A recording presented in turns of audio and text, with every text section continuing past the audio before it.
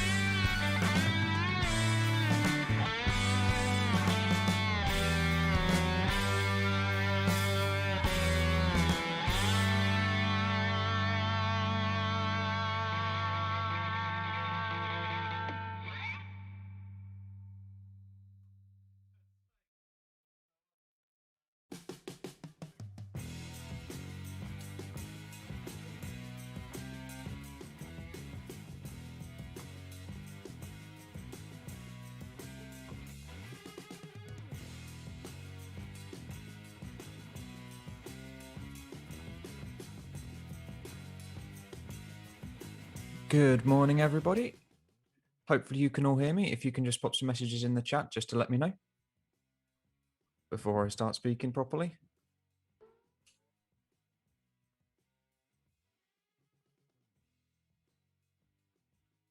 As fortunately, we've got just over 5 minutes until the session starts, so I can sort out any issues if there are any that exist. Loud and clear. Perfect. We can hear you. Awesome, awesome, awesome.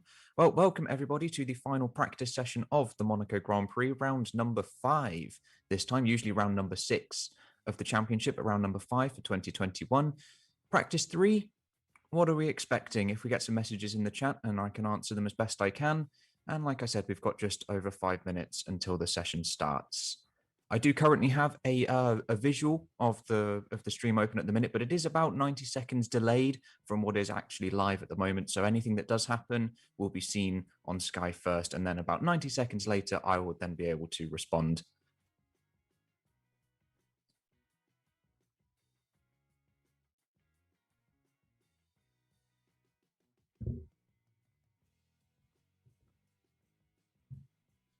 Why are Ferrari so quick here is a simple question.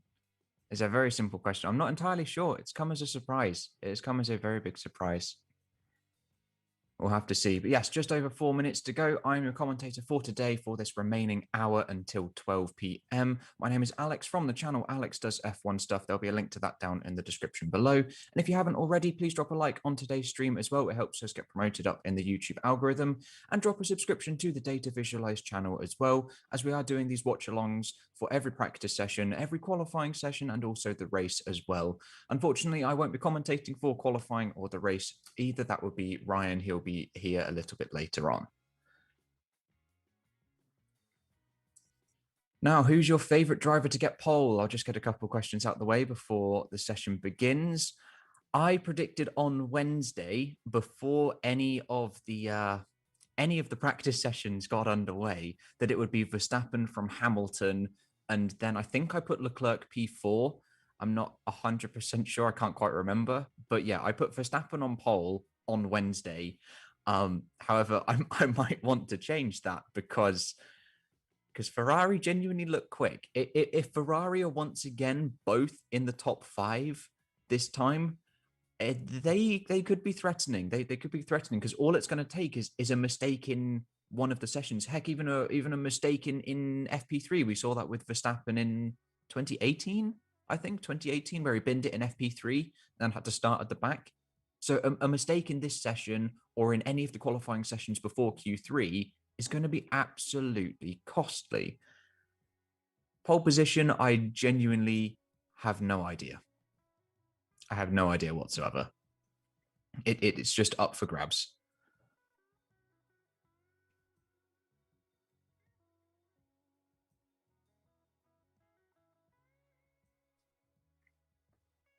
Here is we've got just over 2 minutes until the session starts. Are there any other questions that are in the chat at the moment? Can you answer how Ferrari are so fast compared to last year? Oh, that's interesting. I actually have some. 1 second. I'll have to pull up some of my data as I have a fair chunk of it at the moment. Summer break. So what races have we had that haven't been in the rain? Bahrain, Portugal, and Spain. Let me open up those real quick.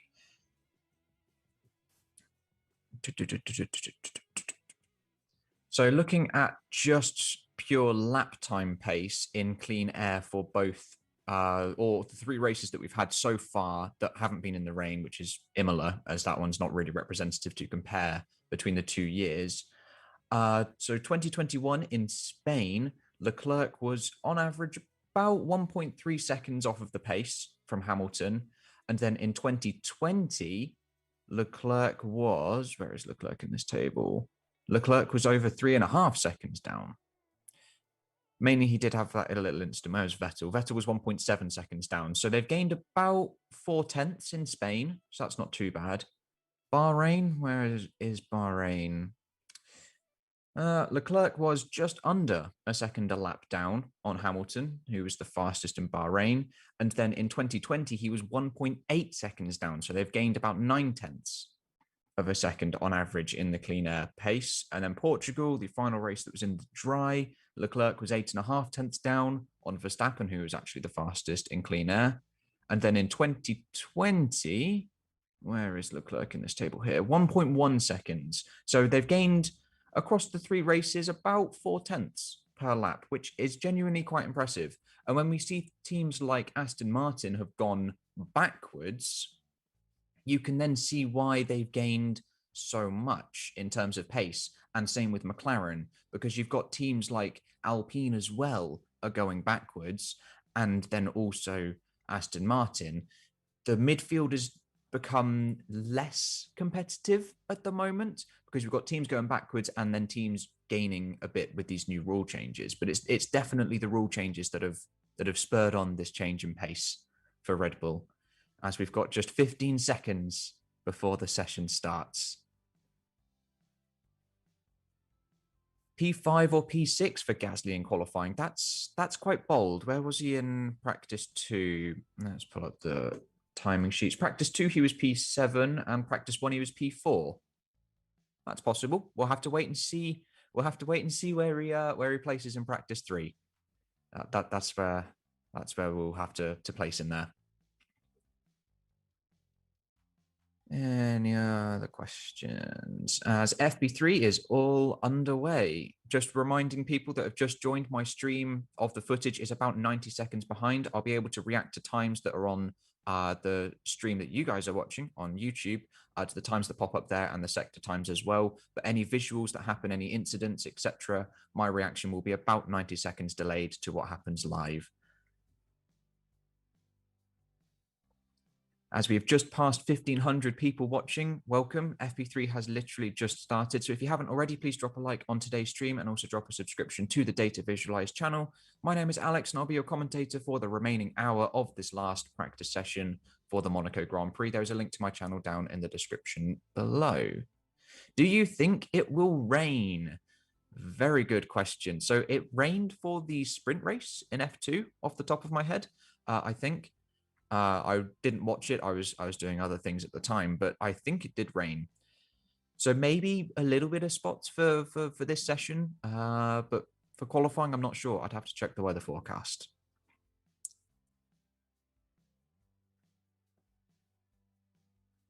A bet on Tsunoda for crashing in FP3 or qualifying. Yeah, I'm not sure. I don't think he will. I think he needs to rein himself in, exactly like I've forgotten the guy's name now. Helmut Marko. How could I forget Helmut Marko's name? Exactly like he said, he was a little bit brutal actually. He needs to learn more discipline. Was the quote from Marko on Tsunoda, which is true, but he's only done 4 races. He's been pushed through the junior formula like crazy for Red Bull, so it's give him some time. Give him some time. A crash, though, is quite likely in this session. And if a crash does happen in this session, it is going to absolutely ruin your qualifying completely.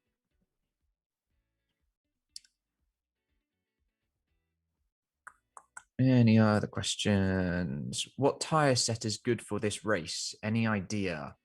Well, it's usually a 1-stop, mainly because of the fact you can't overtake. So strategy doesn't really come into it too much.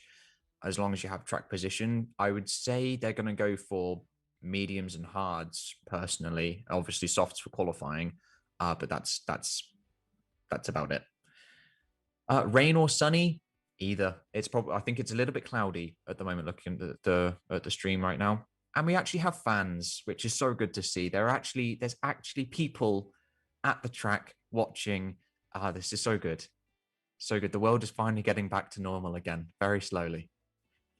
Ricardo will be 7th in quali. That's a bold statement. You know, he's decent. He's decent at Monaco. He does like Monaco at the moment. As I think we've got 1 car out on track at the minute, and that is Mr. Kimi Raikkonen in the Alfa Romeo. They've seemed pretty quick, you know, the Alfa Romeos, both of them have done quite well. I think they were both near enough in the top 10 in practice 2, if I just pull up my timing sheets again. Giovinazzi P9 and Raikkonen P11. There was just 3/10 between the 2 of them in practice 2. And then practice 1, they were 10th and 12th. So they're borderline. They're both going to get into Q2. Hopefully. Hopefully, if other teams like Alpine, for example, don't improve.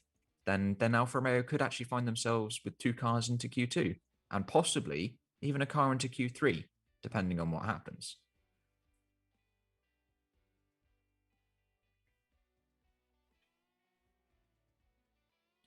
But unfortunately, not a lot of track action at the moment, as we've got both Alfa Romeos out on track, Kimi Raikkonen and Antonio Giovinazzi at the moment. I'd imagine it's going to sort of steep up a little bit in action in the next 10 or so moments time as people then start to get their qualifying runs in and start pushing. But traffic is going to be a problem though, as we haven't really seen Verstappen in a proper clean air lap yet at the moment. There's always been something to hinder him, whether it's been at Raskas or into Sander Vot. There's always been something to slightly hinder him, which has been a little bit annoying to see his true pace. Whereas the Ferraris, they were actually constantly running in clean air. So we shall see. We shall see. Who is first at the moment? There is only Kimi Raikkonen and Giovinazzi on track, and Kimi Raikkonen has set a lap time. Giovinazzi has yet to set a lap time until now. It is Raikkonen from Giovinazzi at the moment, the only 2 cars on track. Will Lando Norris try to earn a Mercedes seat? I cannot see that happening, especially as he's just signed on for a new multi-year deal until 2023. Correct me if I'm wrong in the chat, but I think it's 2023. He's just signed on for. So I can't see him going anywhere else from McLaren for a while, for a very while now, or a long while.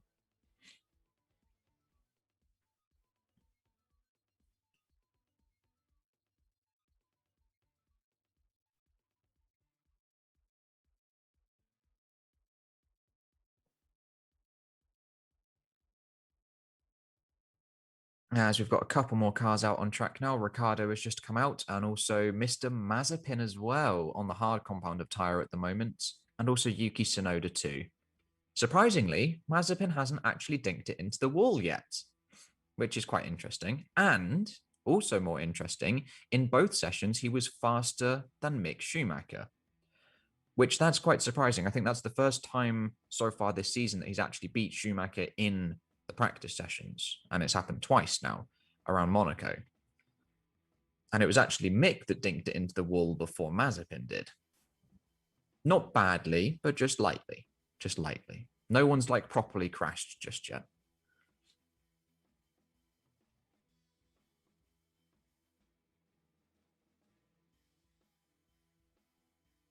Someone's just put, I would love to see Hulkenberg in the Aston Martin for a practice session. It would be good to see him come back, but I just don't think that's going to happen. I don't think that's going to happen, unfortunately, because he's not really there. Is he their reserve driver, or is he just their like COVID test driver? I'm not 100% sure. Ferrari for pole? Not today. I'm not sure. I'm not sure at all. I'm going to wait till this session is over and see where everyone places, and then I'll make my qualifying predictions. But on Wednesday, before any of the practice action went down, I predicted Verstappen on pole from Hamilton. Pole number 101 for Hamilton, someone's saying. I'm not sure. I'm really not sure. I genuinely cannot tell. Leclerc 100% in the top 3. I think that's a fair bet. I think that's a definite fair bet, as we're currently on board with Giovinazzi at the moment, who is still P2 just behind Kimi Raikkonen. Scratch that. He's now P3 as Ricciardo goes P2.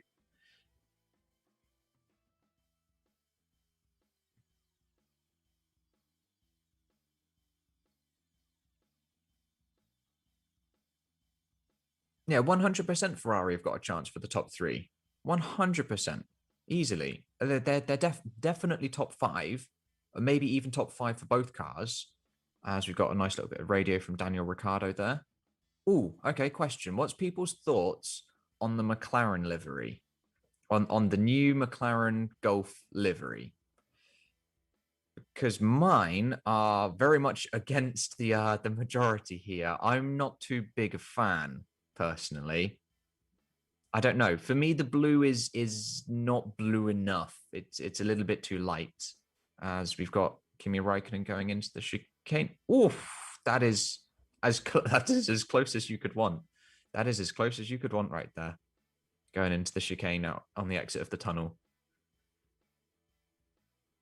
Golf livery is fire. Love it. Fire. It looks great. Very clean.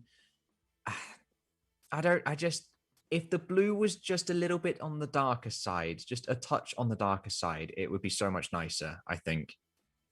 It looks like an old Ford livery. Agreed. It does look like an old Ford GT livery. It does.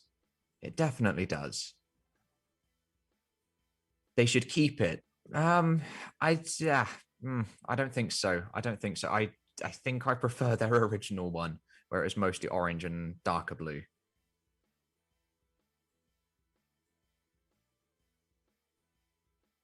Yeah, see, I think it's the light blue. Someone's just said I love the light blue, but I think it's the light blue that I don't like about it.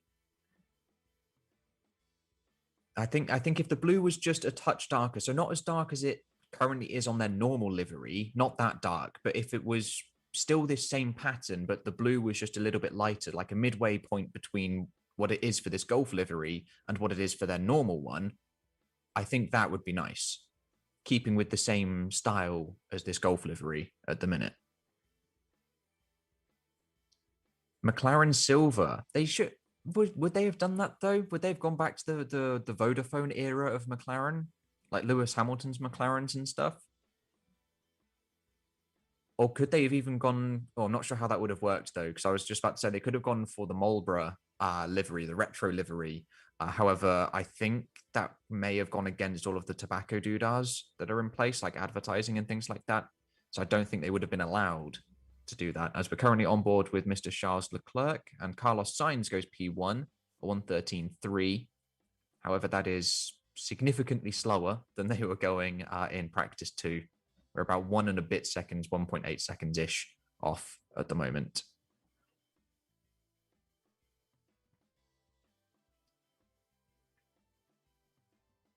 McLaren should go with the old white and red. The old white and red of Marlboro was a very, very nice livery, but I don't think they can actually do it at the moment. I Mainly because it's Marlboro and the tobacco advertising rules in place currently. So I don't think they'd be able to do it unless they just don't plaster the Marlboro name on the car. I'm not sure. You'd have to check with someone that's got a lot of legal documentation. As Leclerc storms to the top, geez, a 1:12.6. That is absolutely rapid there. I mean, not super rapid, but for this session at the moment, yes. As Giovinazzi now goes P2, a 1:13.2 at the moment.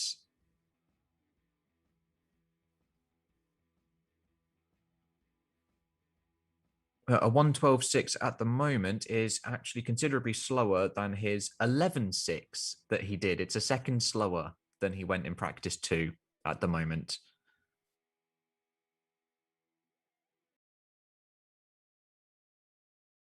Yeah, what a lap from Giovinazzi. For so far in this session, that's not bad. That isn't bad. To go P2 ahead of Sainz even, but again, we are significantly slower than the practice two times at the moment. I know the track is a bit cooler, so it's not as scorching hot as it was yesterday. Yesterday it was extremely hot. How come we can't see the onboard for the YouTube stream? We're not allowed to show the onboards due to copyright. This is only me watching the stream and then you watching the track map on the right and also the updated times on the left. Unfortunately, we cannot stream the onboard due to copyright reasons. Brawn GP's livery. That's a classic. That is a very good livery, the Brawn GP one. They should bring that one back. Mercedes should do that as a retro going back to the classics of the Brackley team. Or even saying that, they should go back to the Zip car if we go back all the way far enough at the Brackley factory. The Zip car of what was it, the early 2000s with BAR, I think it was, off the top of my head.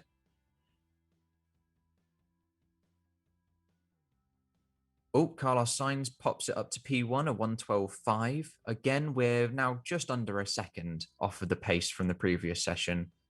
But I imagine the track temperature and air temperature even is considerably lower than what it was yesterday.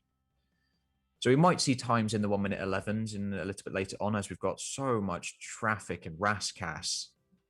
So much traffic. As Yuki Tsunoda would say, a traffic paradise. And followed by a lot of swear words that I'm not allowed to say. Absolute traffic paradise, that. Hopefully it's not too much of a procession in the race, as we've seen some decent racing from Formula E and also Formula 2 with the sprint race that just happened earlier this morning.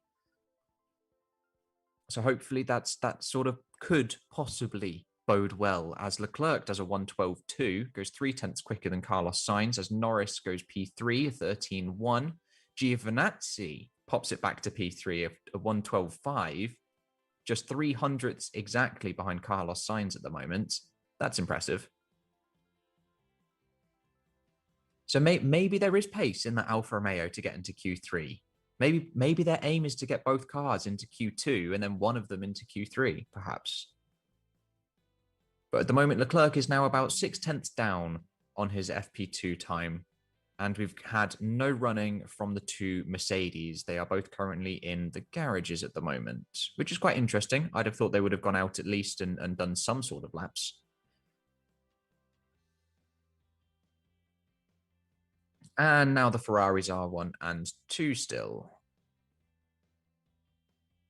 We've got technically an Italian 1-3 at the minute. Italian teams in the top 3.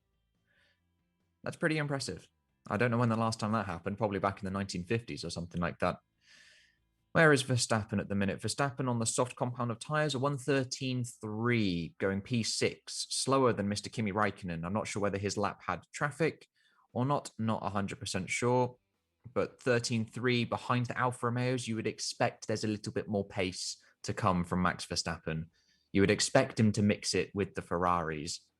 But what a surprise it would be if they just don't. If they can't, if even the two Mercedes and the two Red Bulls can't even match the Ferraris, and the Ferraris just waltz away with it, and they become the new dominant force after 4 races. Imagine that. Imagine that. Yeah, Ferrari is on fire. Absolutely.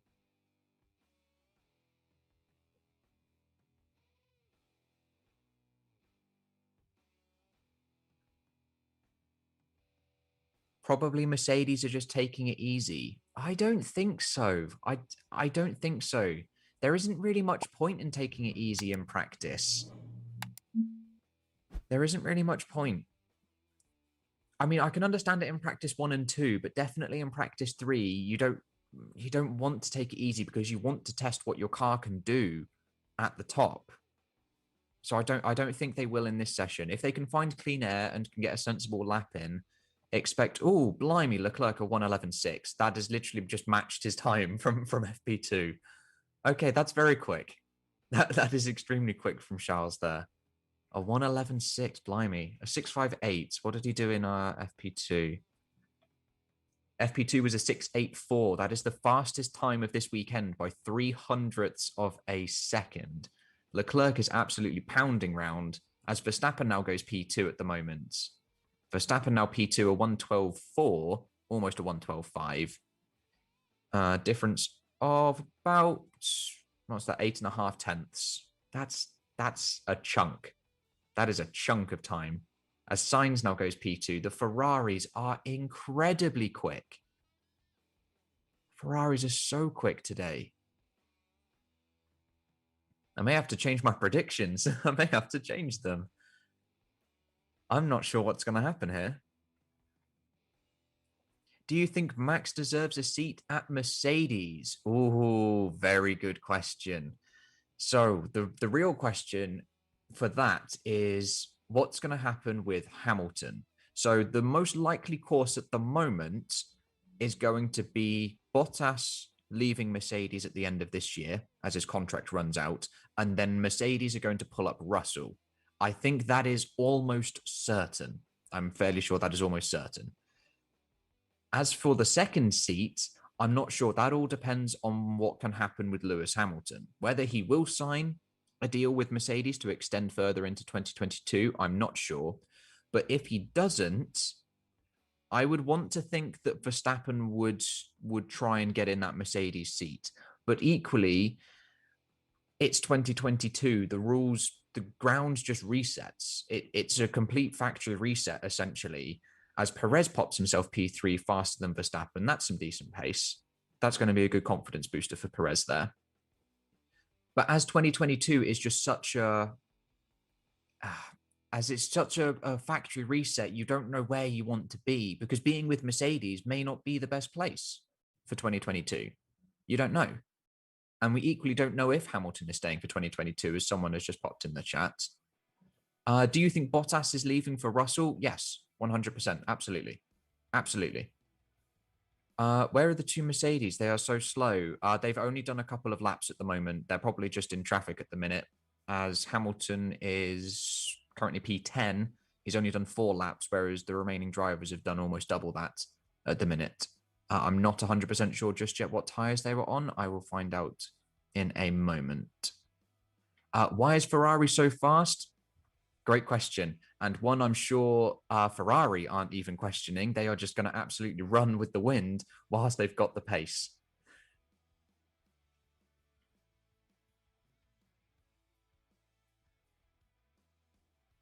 Yeah, so I do think, yeah, someone's just put here, I think Mercedes will be a dream team with Russell and Verstappen. I think that is genuinely a possibility for 2022. In my mind, I'm fairly set on Bottas leaving for Verstappen, or for Russell, sorry. That I'm fairly certain is a done deal. It now all depends on what Hamilton is doing. He's made his intentions clear that he would like to stay for 2022, but I don't know whether the team would want him. I'm not sure. Not sure. I would like to see Verstappen and Russell in the team for 2022, but it just depends on where you want to hedge your bets and who you want. Ricciardo and Mercedes, that's not going to happen for a while. Ricciardo is going to stay with McLaren for a good number of years.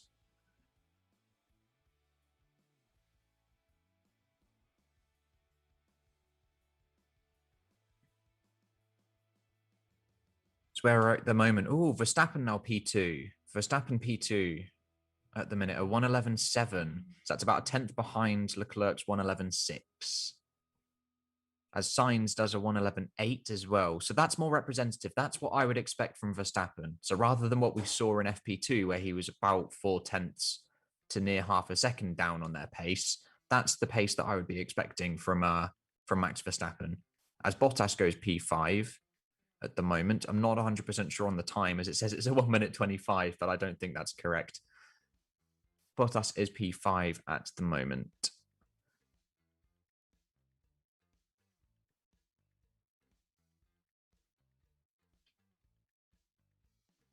Is Perez on the mediums? Someone's just put in the chat. Is Perez really on the mediums? I will have to triple check that. I thought Perez was on the softs. I'll have to keep you updated on that. I thought Perez was on the softs. I mean, a 7/10 gap, that would make sense, as Pirelli anticipates a 7/10 gap between the C5 and the C4, and then a 1.4 second gap between the C5 and the C3 tyre at the moment. Is he actually on the mediums? Oh, okay. Yeah, fair enough. That's a good lap then. Because if you think there is that 7/10 deficit between the two compounds, that would put him in the ballpark of a 111.6. So yeah, that's a storming lap. That's a very good lap.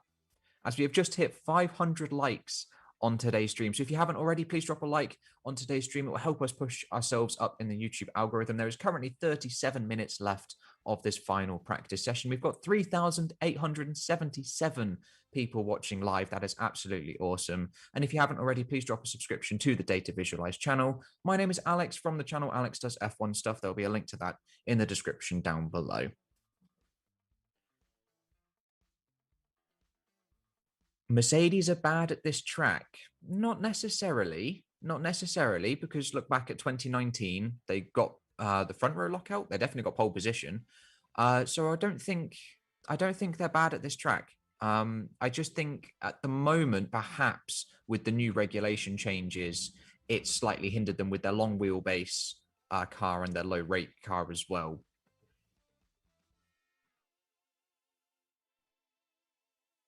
Oh, Verstappen has now gone fastest there, a 1:11.4. So that is the outright fastest lap so far of this weekend.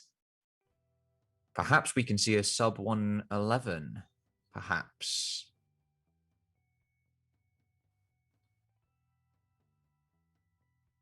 The Alpha car is doing very good. Yes, absolutely. Where are they currently at the moment? As Hamilton is now P5 with Bottas P7. So Giovinazzi is currently P8, Raikkonen P11. That's roughly where they were in practice 1 and practice 2. There is definitely the potential for at least one of the Alfa Romeos to get into Q3. Definitely both into Q2, judging by this performance.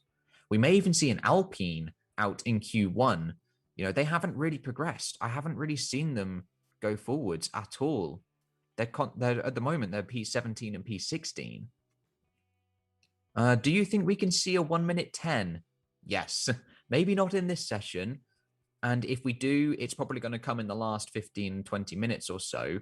But absolutely come qualifying in just a couple of hours' time, I think a 1 minute 10 is easily doable. As we have just crossed 4,000 live viewers. That is absolutely awesome for today's final practice session of the Monaco Grand Prix. 34 minutes left, just under 34 minutes left.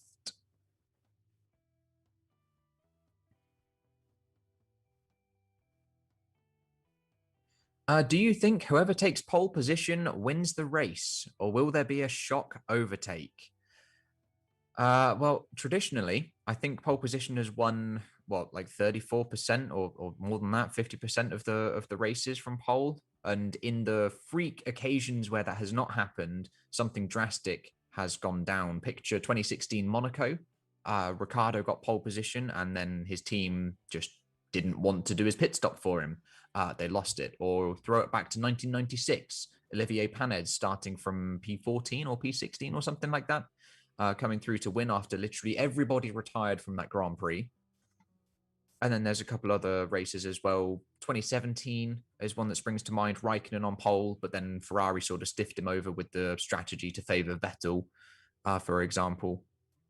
So there are occasions where it will happen, but I think it's almost a dead cert that the pole man will win in Monaco. Perez chances at the moment, he's still on the medium compound of tire, I believe, a 1:12.1. Again, correct me if I'm wrong. I will have to update that. I think he is still on the medium tire pounding round. So yeah, I think Perez actually stands a good chance this weekend. He'll definitely, if he is on the medium tire, he's 100% going to go faster than the two Mercedes at the moment, as they're both on the soft compound at the minute. As Carlos Sainz now goes P1, a 1:11.45. That is just a couple of hundredths faster than Max Verstappen's time at the minute.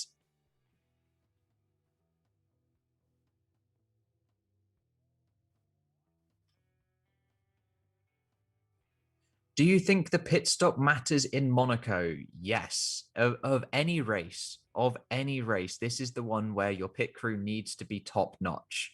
Do you risk it and go for a sub 2 second pit stop with a high chance of buggering it up? Or do you stick to a 2.5 second pit stop with a very low chance of messing it up? That's a call that the teams have got to make.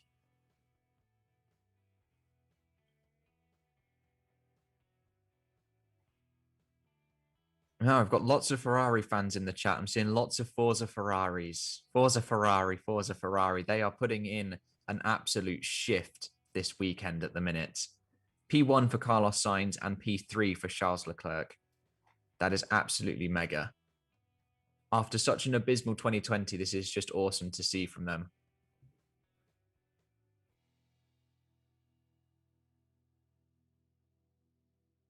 No, I shouldn't have said Forza Ferrari. It's now just spammed in the chat. I like that. I like that.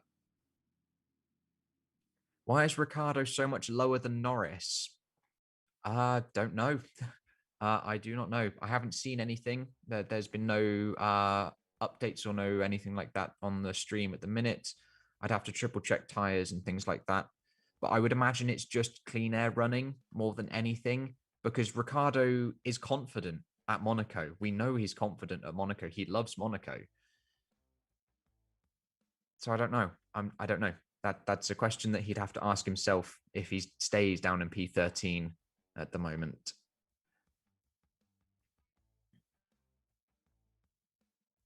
As we've got just over half an hour left of this session, just over half an hour left of FP3.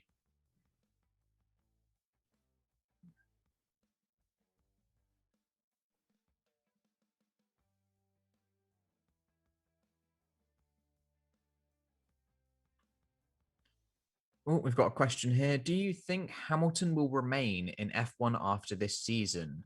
I think he wants to. I think he wants to. It's just whether he can then strike a deal with whether it's Mercedes or whether it's somebody else. I think he wants to stay, but I just don't know who's going to be competitive because it's 2022, the biggest rule shakeup ever. Who do you want to be with? You don't know. You don't know who's going to win. It's like 2014 all over again. You don't know who's going to come out on top. You don't know if the grid is going to be as close as the FIA and Ross Brawn are saying it's going to be, because that's what we thought was going to happen in 2013 again, or 2014, sorry. And we ended up with Mercedes being a second a lap faster than everybody else. So yeah, I don't know. I don't know. Is this qualifying? No, this is practice 3 at the moment. This is practice 3. Qualifying is in just over 2 hours' time. Are we streaming qualifying? Yes, qualifying will be streamed. I won't be commentating though. That will be Ryan. He will take over at 2 p.m.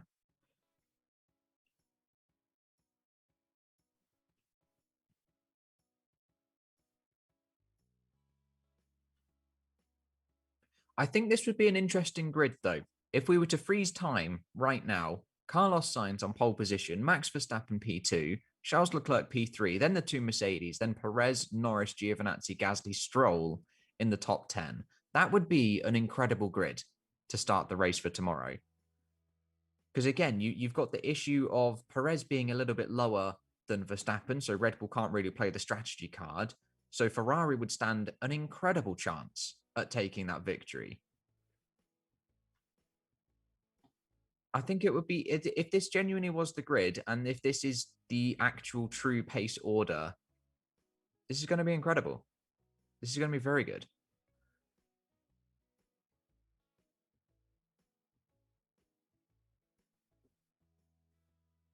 Do you think Merck and Red Bull are sandbagging? No, no, I do not.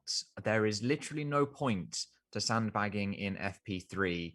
And sandbagging was a sort of fad that went around with Mercedes really only a couple of years ago. I don't really think sandbagging exists too much now. There really isn't that much point to it. It's more of a sort of stunt more than anything, as Mercedes know that they don't really have that massive pace advantage that they had a few years ago, and especially in 2020 qualifying.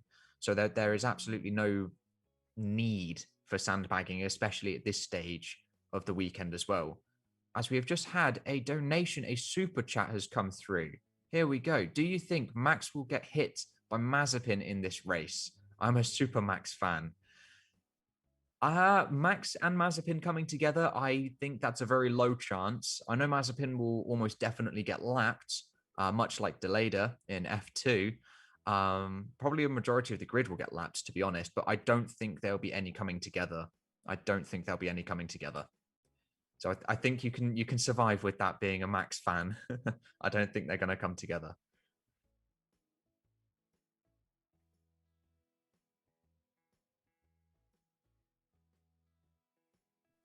What do you think will happen with Mick Schumacher next year?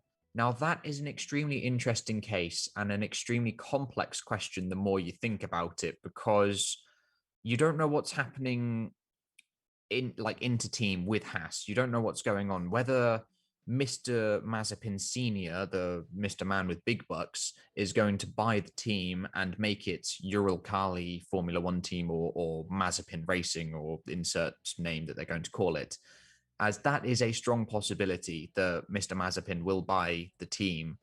And then I don't know whether in that scenario they would want to keep Mick, because if Mick definitely consistently outperforms Mazepin this whole season, would they want to keep him for next year?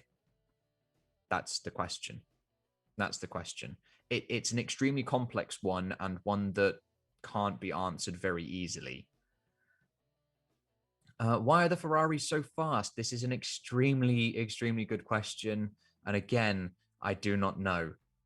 It's sort of come as a absolute massive surprise, as yes, they've seemed to be at the top of the midfield with McLaren for the past 4 races, behind Red Bull and Mercedes, but to now come to Monaco, where even in Sector 3, as we have a lockup from Bottas into the chicane, and again, traffic paradise in Rascasse. That's just ridiculous. Oh, who's that with a gold helmet? Who's got the gold helmet on? Was that Yuki Tsunoda that's got the gold helmet? That was quite nice. And I've completely lost my train of thought. I cannot remember where I got oh my, what was that? That was very close between a McLaren and a Ferrari.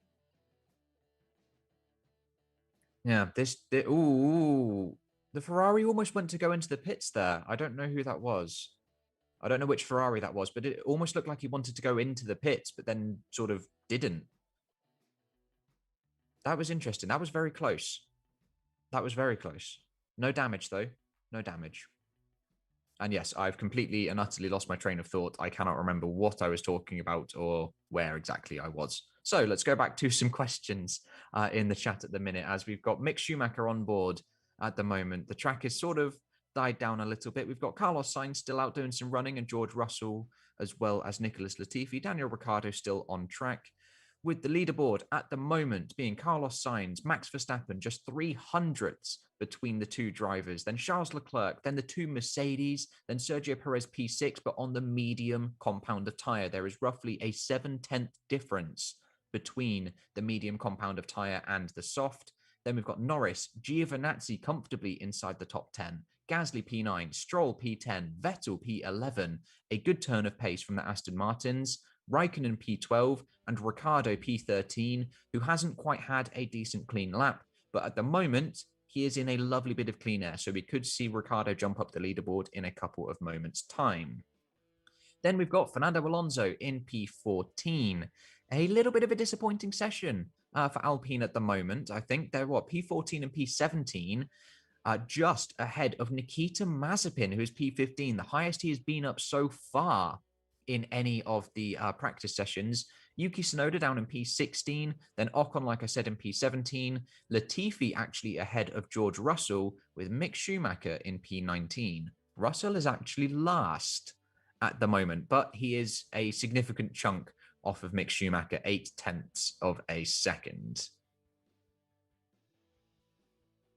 And with that rundown with that rundown all complete, we've got 23 minutes left of this final practice session around Monaco. Yeah, Giovinazzi P8. I'm going back to reading the chat for the moment, so if you've got any questions, please pop them in and I'll do my best to answer them. Giovinazzi P8, a mega performance at the moment. Who do you think for pole position? So at this current moment in time, with 22 minutes left, I think it is a battle between both Ferraris and Max Verstappen. Looking at the pace of these drivers in both clean air and also in the 3 practice sessions that we've had, more money is going towards one of the Ferraris, but don't discount Max Verstappen. I don't think the Mercedes have got it, and I genuinely do not think they are sandbagging either. As for what the McLarens and things like that have got, what Perez has got, he's got potential. He's 0.6 down at the minute on Carlos Sainz on the medium compound of tyre, which again is a roughly 0.7 slower than the soft compound. So we'll have to wait and see. Take a look at some other questions here. Where do you think Bottas will be? Behind Hamilton. Hopefully ahead of Perez. But yeah, we'll have to wait and see. I thought he was going to do a little bit better than this. I thought Mercedes were going to do a little bit better than this, personally. And I was not expecting Ferrari to be as good as they were when I made my predictions on Wednesday before any of the practice action had gone down. Alex, do you think Max is going for pole or Leclerc or Sainz? It's one of them. It is one of those three drivers that is going to. I don't think the Mercedes have enough pace in hand. They're currently on the same tire, on the same soft tire. Hamilton is 5.5 tenths down, and Bottas is 6.5 tenths down. I don't think they have the pace to do it at the moment. So I would go for I would go for Leclerc personally. That's who my money's going on with 20 minutes left of FP3 for qualifying that starts in just over 2 hours time. I'm going for Charles Leclerc on pole position. I'm going for Charles. Oh boy, this is going to be interesting. This is going to be good. This could be a cracking qualifying session. This could be a very good qualifying. Why was Gasly irritated? I haven't heard anything about Gasly being irritated. I will have to keep an eye out on my stream at the moment. But like I said at the beginning, my visual stream is about 90 seconds behind live at the minute. So you'll see updates on Sky and Twitter, etc., about 90 seconds before I will react to them on the screen at the minute. How did Mazepin land P15? He's clearly got some pace around Monaco and some more confidence than the two Williams. Yuki Tsunoda, I'm surprised Tsunoda is down in P17, and really surprised about the two Alpines. That car clearly is not working. As currently we are on board with Gasly, he had a little bit of traffic going up the hill towards the Casino Square as he dodges the bump down to Massenet. Turn in, hit the apex quite nicely there. And down into the lows hairpin. Oh, you missed the apex there, Gasly. What are you doing? Down into, I think that's Mirabeau, into the tunnel.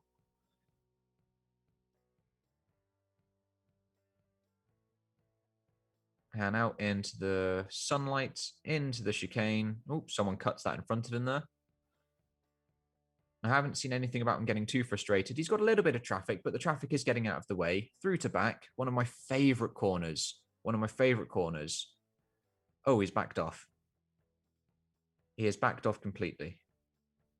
That's interesting because the traffic didn't really play any sort of role in that incident there. So perhaps it was a car incident. I'm not 100% sure. Oh, as we had another super chat come through from the same person as well. Dude, that is absolutely awesome. Do you think the Ferraris will come 1-2 or Max will pull out a big Honda beat effort? I don't think it's going to be a Ferrari 1-2. I can very much picture it being a freeze frame of what we have at the moment. So a Ferrari 1-3, probably with Leclerc at the top, and then Verstappen, then the two Mercedes. That's genuinely what I think could happen in just 2 hours' time. Why is Max still in the pits? He's probably just chilling at the moment, waiting for a little bit of clean air. Just chilling. There's no reason for him to be out at the moment. If their run program is not to run for the moment, as Sainz goes a little bit quicker still. So he was 0.03 of a second faster than Max Verstappen. He is now over 0.1 of a second faster than Max Verstappen. A 1:11.3. That is about 3.5 tenths faster than the FP2 pace at the moment, and the fastest lap of the weekend. As George Russell goes P18 for Williams on the soft compound of tyre, biffs himself off of last place at the moment. Oh, Leclerc goes straight on at Sandervoort. Did he lock up? No, not quite. He just didn't stop. And then do a little flick spin, and off you go. I am also very surprised that we've had no crashes. None whatsoever. We had the small little dink with Mick Schumacher yesterday, and Alonso actually as well, but that's it. I'm very surprised, as we've got absolute traffic paradise for Lewis Hamilton going into Rascasse. He's got a Ferrari right in front of him, and then there's another car just a little bit further up the road. That is ridiculous. Qualifying is going to be interesting. Qualifying is going to be in. Oh, red flag. People are saying red flag. Just as I say, there was no crashes. Okay, I'll have to react to that when I see it. Again, I'm about 90 seconds behind live visually, but people are saying red flag that Latifi crashed. So I will just keep my eyes out for that, as there is a yellow flag in sector 1 at the moment. No, green flag. It is all good. Let me just wait and see. Let me just catch up. I'm a little bit behind. Be patient. Be patient. I see lots of red flags and sessions stopped. It's coming up. It's coming up. Latifi is such a noob. Oh, that's mean. That's mean. Still haven't seen it just yet. I'm still waiting for it. I'm still waiting for it as Norris goes P4. That was a good lap. That was a very good lap.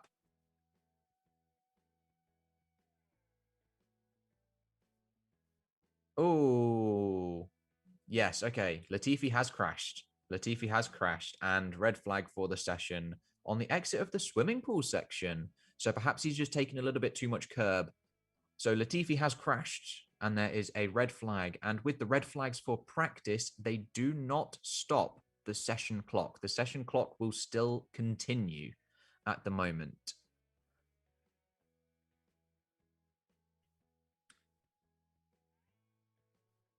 So let's see an onboard of what happened here.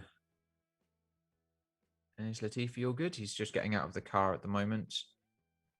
I like that they've got all of the names of the Williams employees and stuff on the halo. I like that. Or race wins, or they've got the names of something on the halo. I like that. I haven't quite seen an onboard yet, but it's on the exit of the swimming pool section. So I'd imagine he's just taken a bit too much curb on the second part of the chicane and then just biffed it into the wall. Very much like Max Verstappen in 2018. It's a very easy mistake to make around Monaco. You're pushing to the limit, and obviously he just found it. But that's going to be one hell of a repair job, though, for qualifying in just 2 hours' time. So let's see how quickly they can get this car off the track at the moment.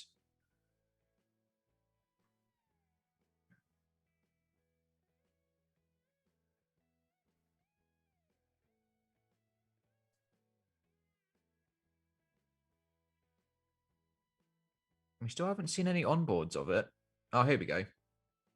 Finally we've got an onboard just as I say that. So he comes into the swimming pool. Oh. So he did he hit the inside of the first portion of the swimming pool. So he didn't actually hit the curb. Yeah, he turned in too early, hit the inside barrier of the first portion of the swimming pool, and then was all out of shape for the second bit. Yeeted himself over the curb and into the barrier. Yeah, it's an interesting error. It's one that lots of drivers have made. Lots of drivers have made that, so it's not too surprising. Not too surprising.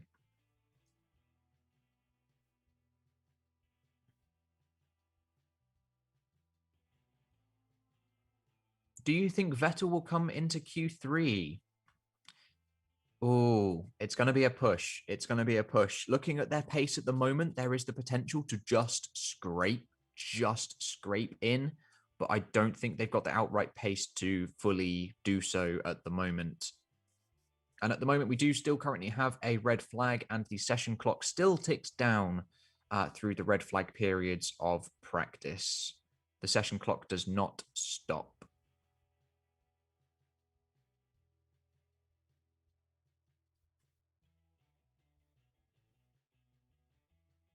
High speed crash. It wasn't a super high speed crash, and big damage. Yes, absolutely. And who crashed? It was Nicholas Latifi. Nicholas Latifi popped it into the wall at the moment. Latifi needs to get fired. That's really harsh. That is very harsh. I don't think so at all. That's very harsh. People are mean. People are mean. Yeah, it's an easy mistake to make on the entrance to the swimming pool section. He just clipped the inside of the barrier there on the apex, and then just yeeted it over the curb into the barrier. And yes, at the moment, Mazepin is again faster than Mick Schumacher, and by some margin, by half a second at the minute. And that would be the first time this season that he has done that in every single practice session, as he was faster in practice 1 and practice 2 at the minute.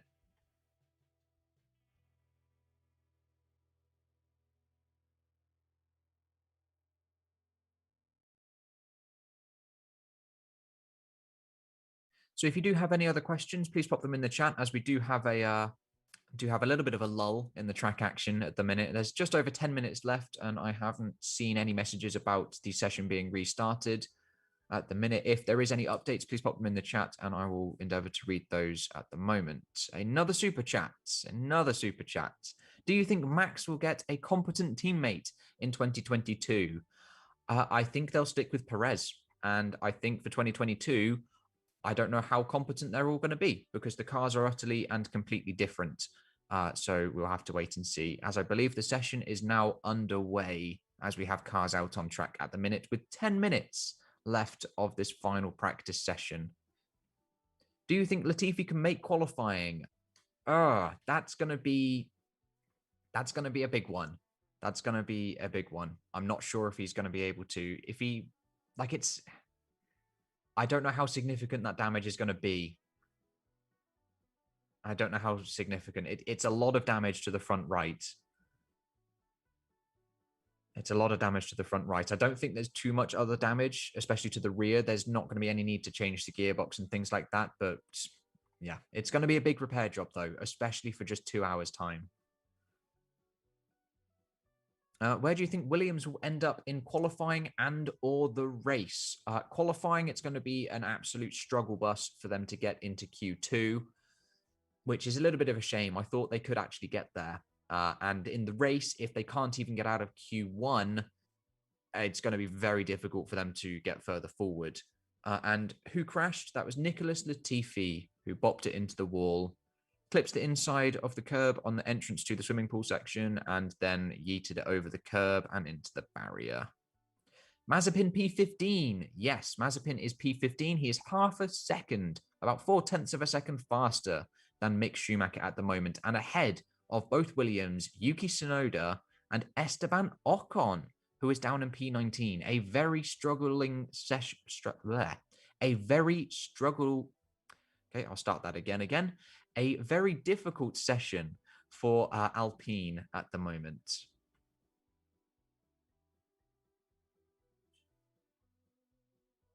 And we have just under 10 minutes left to go at the moment.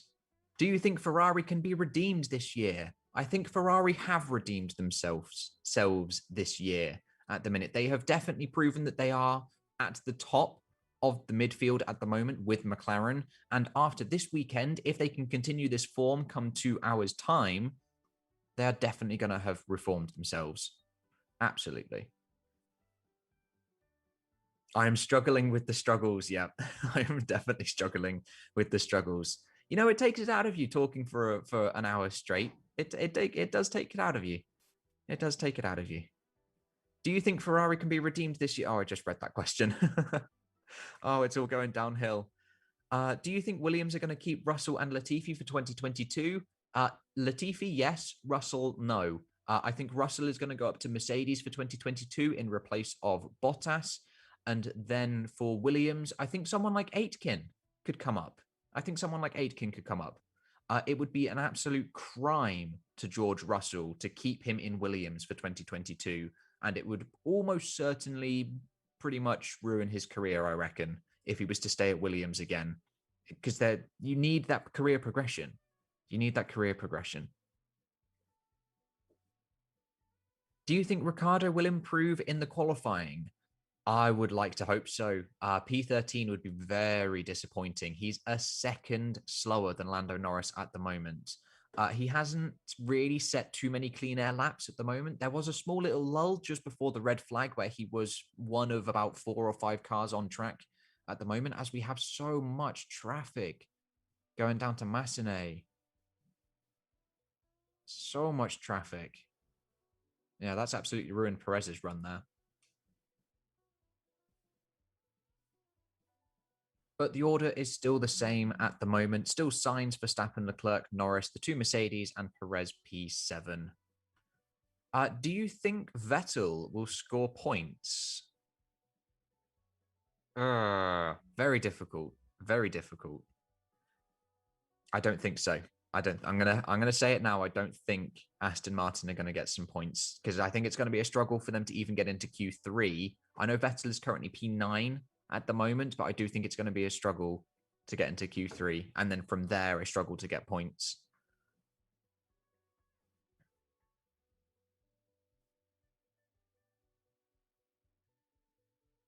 question. Do you like Mick? Yes, absolutely. Of course I do. But currently he is 4/10 of a second down off of Mazepin at the moment in P20. And he is 2 and a bit tenths down off of Ocon, who is the next closest car at the moment. So it's not a, and he's the only driver in the 1 minute 14s, which is a little bit surprising. I would have expected a little bit more, just a touch more from Mick Schumacher personally, from especially what we've seen so far this season, where he's been consistently better than Mazepin and consistently not last and ahead of all the other ahead of other drivers as well. I'm a little bit surprised.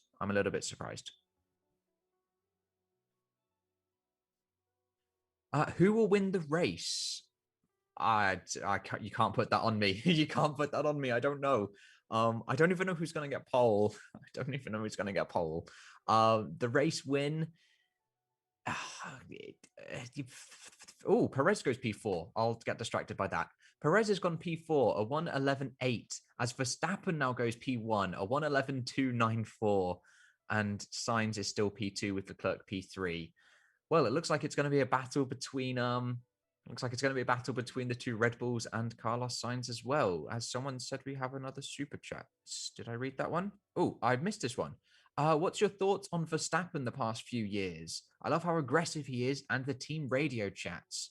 Verstappen over the past couple of years has gotten so much better. Like he's so much more controlled, but he has a lot of controlled aggression as well. There are a lot of incidents where he definitely needs to calm down. Picture Turkey 2020, where he's definitely faster than Sergio Perez out front. He just needs to take a little bit more time, have a little bit more of a calmer head on him at the moment, and he'll easily be passed. And then for the races that we've seen this year so far, he is extremely aggressive when it comes to the overtakes. Fully legal, but very, very aggressive, much like we saw in Austria 2019 against Charles Leclerc. So I do very much like watching Verstappen race easily. He's one of the more entertaining drivers to watch at the minute. As Bottas now pops himself P4 currently. So it is Max Verstappen out front, just over half a tenth faster than Carlos Sainz. Leclerc P3, Bottas now P4, and then Sergio Perez at the moment. All people saying Mick has set a good lap. Where is Mick? Yes, Mick has now gone P14. That's much more representative. That is much more representative. He's now 2/10 faster, 2.5 tenths faster than Nikita Mazepin. That's what we should expect from Mick Schumacher. That is good. He was saving it till the last, saving it for the last 5 minutes there.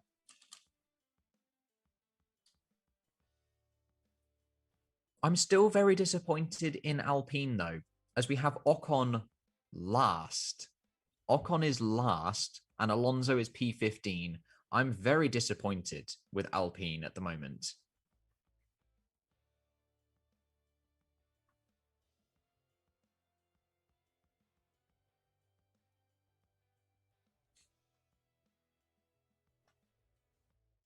Do you think Haas can get into Q2?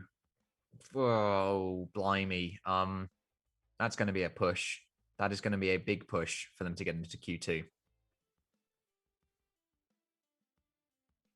Do you think Aston Martin is in 2022 a top 3 team? Anyone could be a top 3 team. Anyone could be first. It may not even be Red Bull and Mercedes at the top in 2022. You have no idea what is going to happen come 2022. Anyone. Place your money on anybody.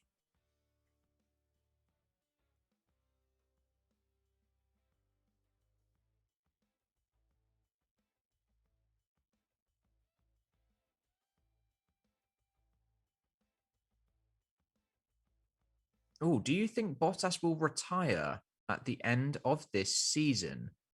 That's an interesting question. I don't think he'll retire. I just don't think pardon me. I just don't think he'll be at Mercedes for next year. But I don't know where he'll go if he's not at Mercedes.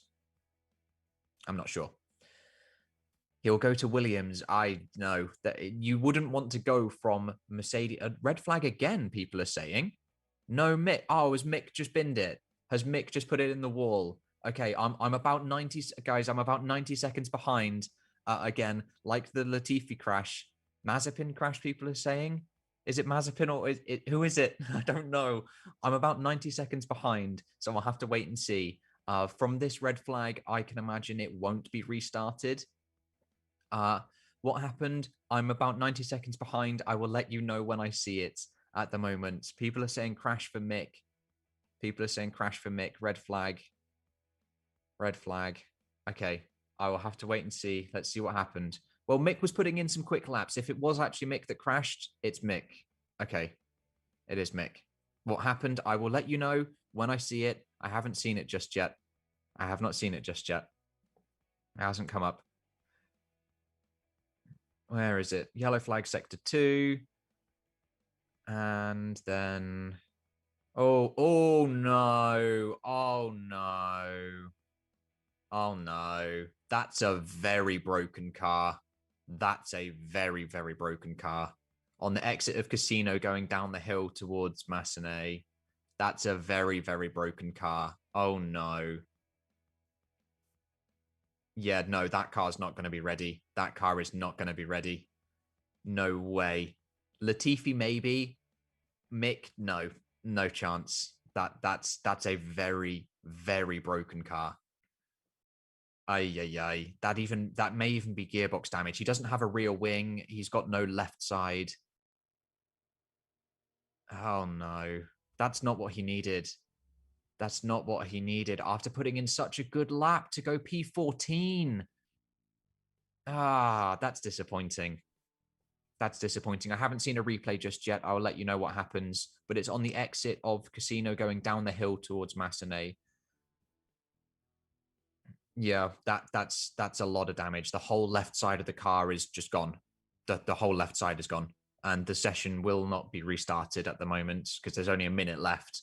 So that is it. That is the session done. I will wait for a replay to happen, but the order at the moment, or not at the moment, at the end of FP3 is Max Verstappen, the 2 Ferraris with Sainz leading Leclerc, then Bottas, Perez, Norris, then Hamilton, only P7 at the moment. All drivers on the soft compound of tyre in the top 7, and they are all relatively close, although Hamilton is 7/10 down. Then we've got Raikkonen in the top 10, Gasly in the top 10, Vettel in P10 at the moment, then Giovinazzi, Stroll, Ricciardo.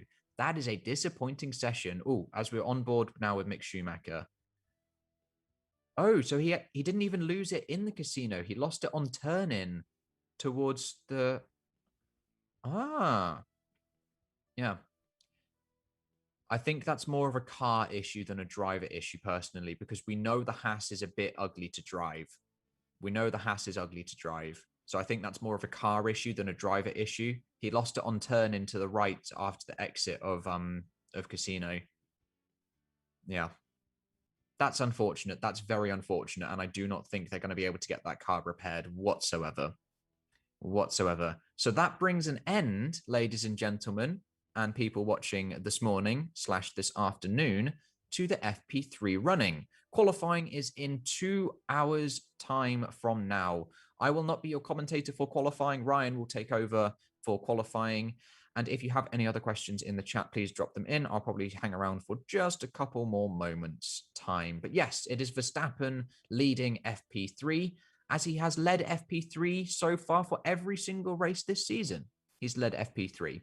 Then we've got Carlos Sainz, Charles Leclerc, Valtteri Bottas, Sergio Perez, Lando Norris P6 ahead of Lewis Hamilton, all drivers on the soft compound of tyre. Hamilton, though, 7/10 down on Max Verstappen. Kimi Raikkonen inside the top 10, Gasly P9, Vettel P10, then Giovinazzi, Stroll, Ricciardo, a little bit of a disappointing session at the moment, down in P13. Mick Schumacher, after crashing, set a decent lap time to go P14, but I do not think that car will be ready come qualifying in 2 hours' time. Alonso, the lead Alpine, down in P15, 2 seconds off the pace. Then Nikita Mazepin, P16, ahead of George Russell and Nicholas Latifi, who also crashed, but I do think there's a better chance of that car being repaired ahead of qualifying. Yuki Tsunoda, a very disappointing session for Yuki Tsunoda, one of the most amount of laps a driver has done with 30 at the moment, and he's only P19. That's very disappointing. And then Esteban Ocon, the most disappointing of all, down in P20. Alpine have a lot of questions to answer about their car. They may even have both cars out in Q1. This is going to be disappointing for Alpine, absolutely. And I'll just answer a couple more questions now before I call it a day there for FP3. Let's see what's in the chat at the moment. Is there any questions that people have got?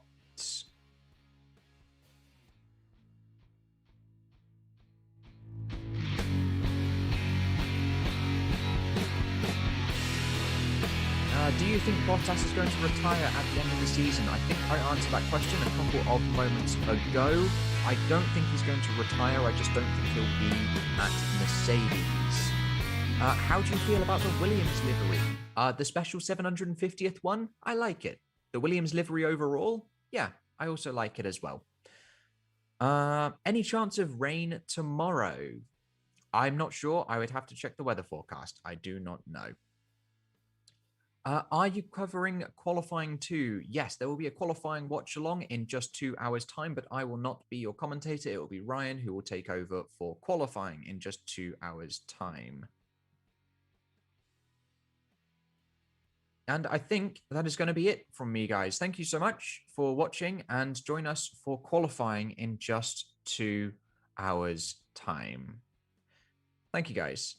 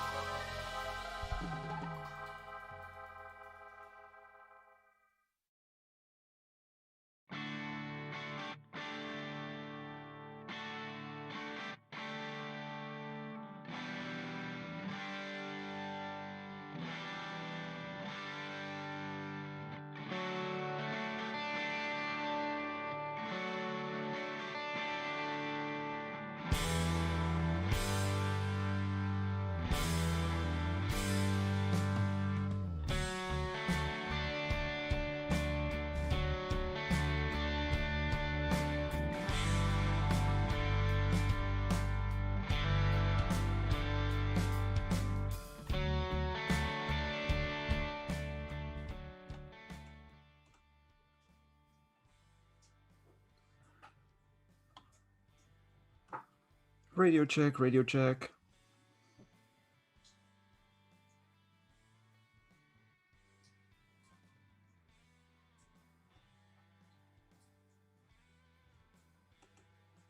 Good morning, everybody. Hello, how are you all doing on this beautiful, beautiful Saturday morning, afternoon, evening, whatever it is, wherever you are?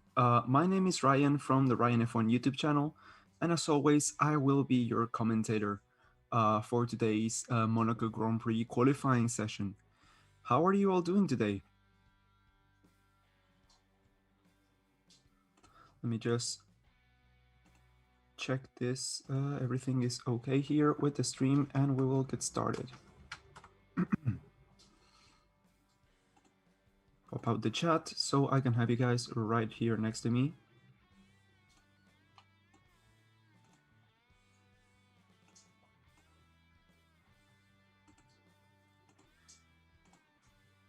Lower the resolution here of the stream, and yeah. Okay, so a few surprises for today we will have. A few cars will probably not join us for qualifying, those being Latifi and Schumacher. Schumacher is pretty much guaranteed, but yeah, Latifi is still a question of if, although the shunt he had in FP3 was pretty big, damaging the front right suspension around the swimming pool chicane. So yeah, don't expect him on today's qualifying session.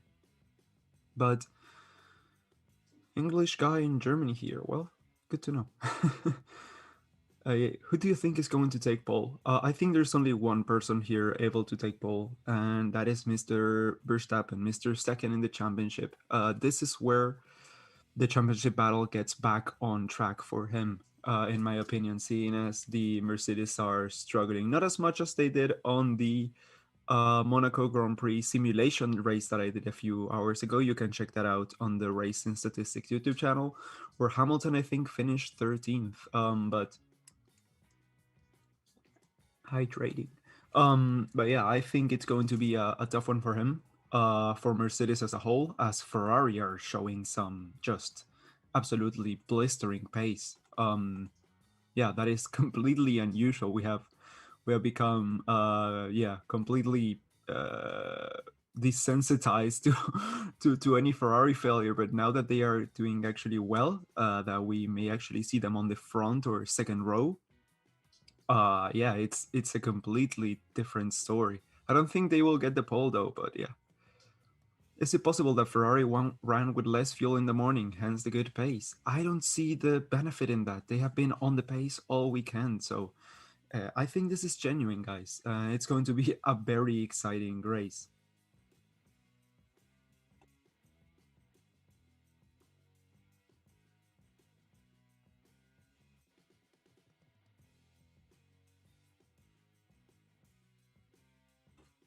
I am so chill here today. It's a cold autumn, rainy Saturday morning. And yeah, the weather is just perfect to stay at home and to watch some Formula One, of course. Do you think Hamilton will be able to finish on the podium? Well, we will have to see how the pace develops today, where they actually are when it comes to the running order. And yeah, we will hopefully we'll hopefully find out tomorrow.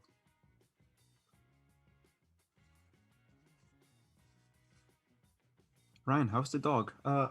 He's actually sleeping on the bed right behind me, so he's doing fine. You might have heard him earlier on the stream sneezing a bunch.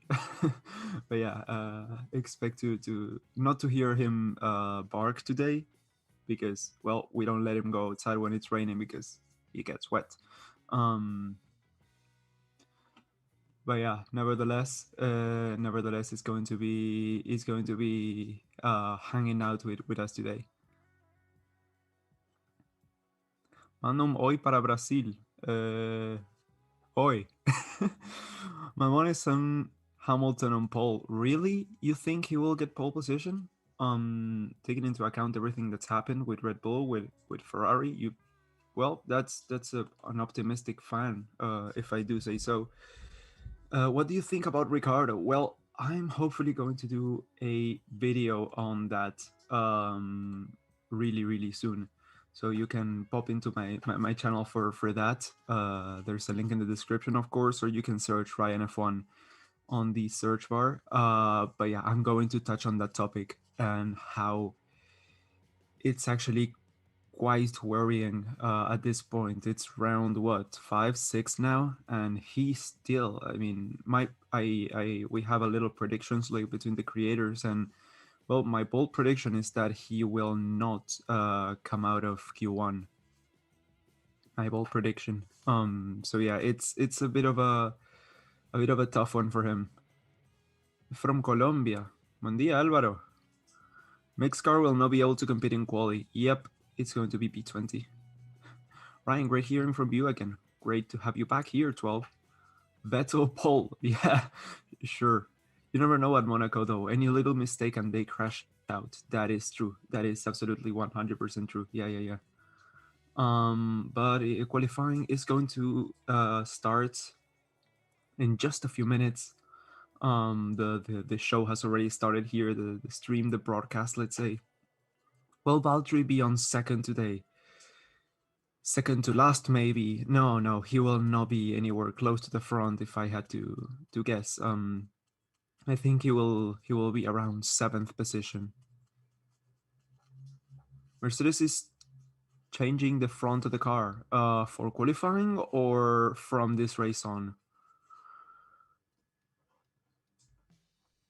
You talked about Sainz in your latest video. Yes, I did. I talked about Sainz at length and how he has been doing just amazingly, but how that might actually be something bad for him in the long run. It's a really interesting video. If you haven't watched it, you can of course go and check that out.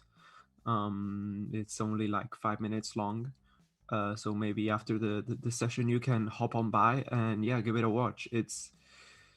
It's about, well, it's Carlos Sainz, the dark horse of the 2021 season. It's actually a super interesting video. I had a lot of fun doing it, and it didn't perform actually well at all. I mean, it's not even touched 1,000 views. So, but yeah, if you could give it a watch and tell me what you think in the comments, that would be, yeah, highly appreciated.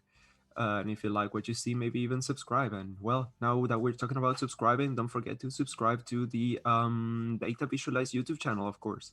Like the stream so it can be boosted in the algorithm. And yeah, of course, thank you all for sticking around. Is it on this channel? No, it's on my channel, the Ryan F1 YouTube channel. Link is in the description, of course. McLaren is changing the style of Ricardo, so that's the reason he's struggling. I honestly don't know what's the reason, but it kind of doesn't matter that much right now. I mean, I don't know why he's struggling, but he has to stop. He has to stop doing that. He has to start delivering soon, or well, yeah. If he doesn't, we we might not see him sticking around for much longer. I mean, I love the guy. He's one of my favorites, but he's just nowhere sometimes, and that's not something that can be just. I mean, with how close the battle for third in the championship is between Ferrari and McLaren, and with Ferrari having such a consistently good lineup and getting some consistent points, and those being really, really close drives by the two of them. It's pretty much relying on Lando Norris to keep that third position there. And with today's weekend, we might actually see that inverted. We might actually see Ferrari back into P3, maybe even for good. Question for Ryan: in what race did McLaren win their last race in 2012? 2012. I actually don't remember. If I say I'm going to be guessing. So yeah. Who you're tipping for pole? I'm actually predicting Verstappen for pole today.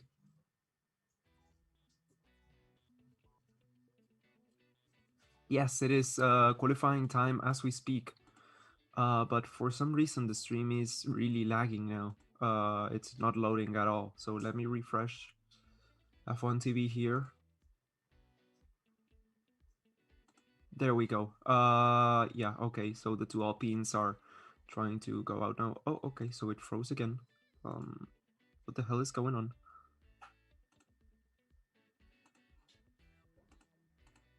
Am I having bad connection here? I'm actually seeing everything fine. Okay. Yeah, little technical hiccup there, but I think we are good now. Yes, I think we are good. One of the Hasses, I think, has come out with the two Alpines as well. Uh, there we go.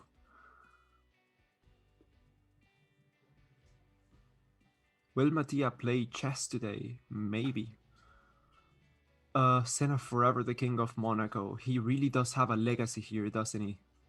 Yeah, so we have the two Alpines, one of the Alpha Tauris, the two Alfa Romeos, the two Williams, one of the McLarens, and one of the Aston Martins out on track right now. 17 seconds to the end of Q1. Haas retire. Yes, Haas. One of the Haases will not be taking part in qualifying. That is the Haas of Mick Schumacher. He crashed, had a really bad crash in FP3, and pretty much just completely destroyed the rear end of the car. So yeah, he will not be taking part today, and I don't think he will be taking part. I think he will. I hope he will, but I don't know for certain if he will be taking part tomorrow. Has a really low on budget and on money and on parts. So yeah.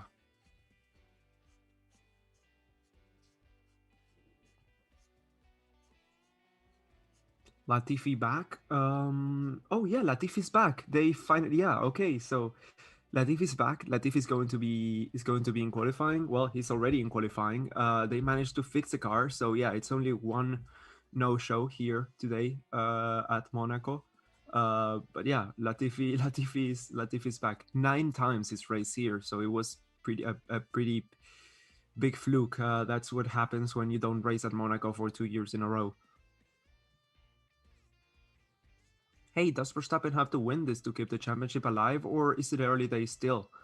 It would certainly help, but the thing is, Hamilton is just getting a little bit and a little bit and a little bit ahead. I don't know what the exact gaps are now on the championship standings, but let me actually check that for you,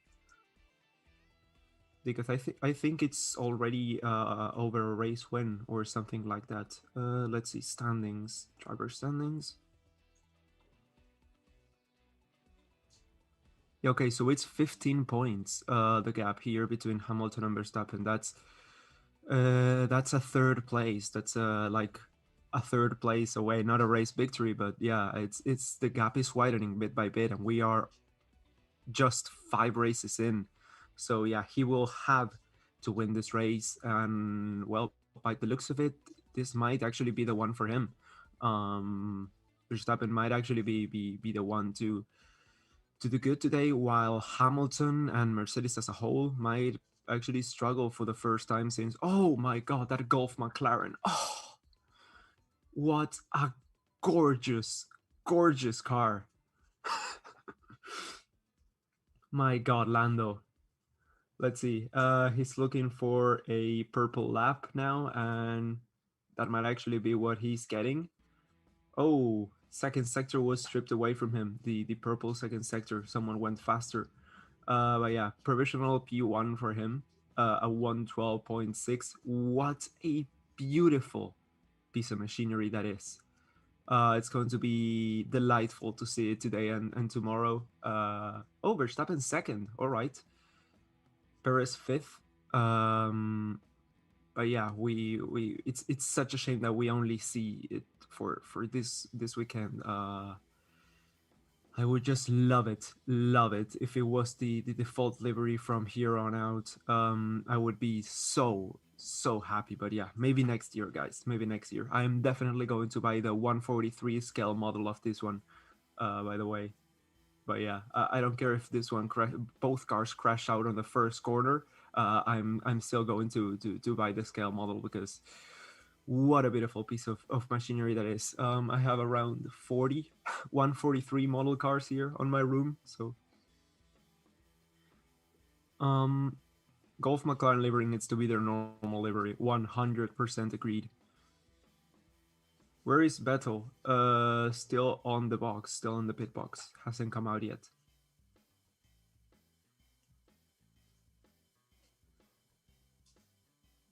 Any chance of Mazepin getting into Q2? No.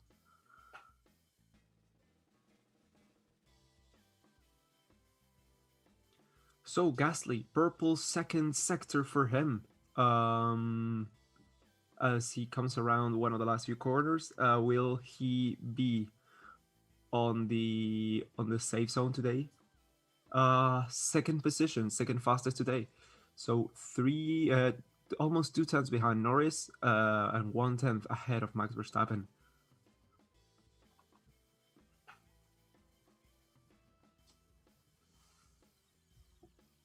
Let me just put on a hoodie for a second here. It's getting a little bit cold. It's 13 degrees, and I'm here with just a shirt.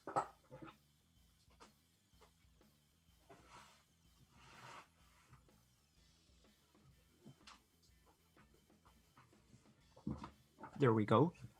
Is Schumacher car ready? No, Schumacher will not be taking part in qualifying today. That's already been confirmed. We will see him tomorrow, of course, in the race, but yeah, not for today. No, definitely. So Giovinazzi goes ahead of Norris by like half a second. Stroll does as well, and Bottas is now on P1. So drivers at race right now are the two Ferraris, Hamilton, Vettel, and Schumacher. Vettel is out on an outlap. Hamilton just set the third fastest time of the session. And the two Ferraris are, well, they are going to come up. Definitely will. Norris up into P3. Verstappen is now on P1, all the way up from P9 he was. And Carlos Sainz with a purple lap. Purple first sector, purple second sector. What is the final time going to be? Yes, of course he goes fastest. Almost 2/10 faster than Max Verstappen. Carlos Sainz is just one of my favorite drivers right now. So I'm so happy to see the Ferrari being a competitive car. On board with Ocon we are right now, as he has a yellow first sector, a green second sector. Ricardo right behind him. On P12 and P13 respectively. They will have to get it together. Oh god, that McLaren. Oh, that is so beautiful. You'll hear me say that a lot this weekend. Good enough only for P9. Oh, there's some smoke there.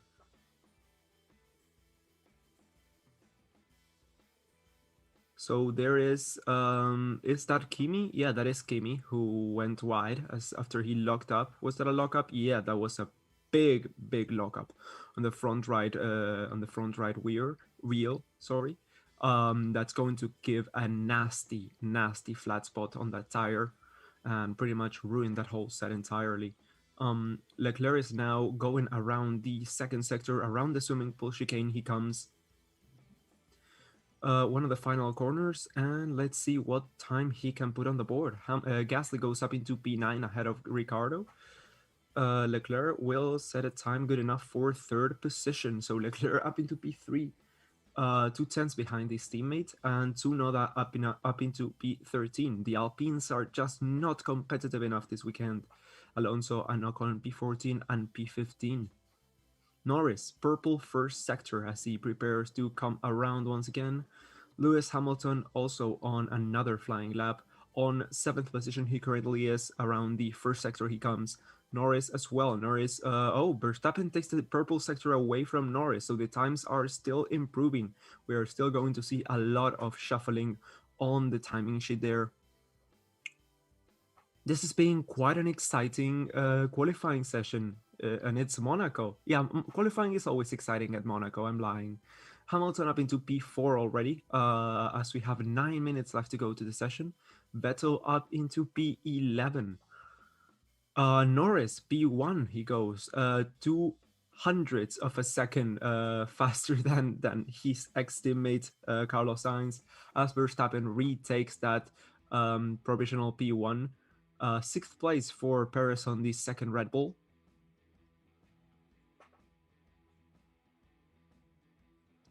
Qualifying is the racing Monaco. Yeah, this is the most excitement we're gonna get. Where do you think Norris will qualify? I was actually thinking around P5 or P6. Quite good, but there's a lot of competition today. There's the Red Bulls, there's the Ferraris, and of course there's the Mercedes. So yeah, I'm thinking he will out qualify one of those, but maybe not. Maybe not being up there as he usually is on qualifying day. So Bottas purple second sector as he goes first fastest here on Q1 with 7.5 minutes left to go.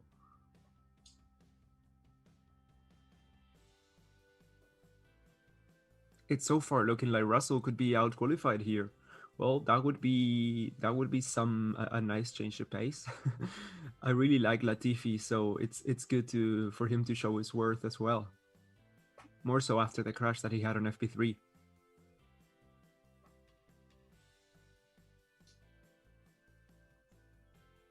Well, Schumacher driver crashed him out of quali. Yeah, the crash kicked him out of quali, definitely. He will not be starting the qualifying session today because it was just a huge crash that requires maybe even a change of chassis. And FP3 was just a few hours ago, so. Let's see, Leclerc comes across the line to go second fastest at 1:11, almost 1.11.111. He had a 1.11.113. So yeah, so close, but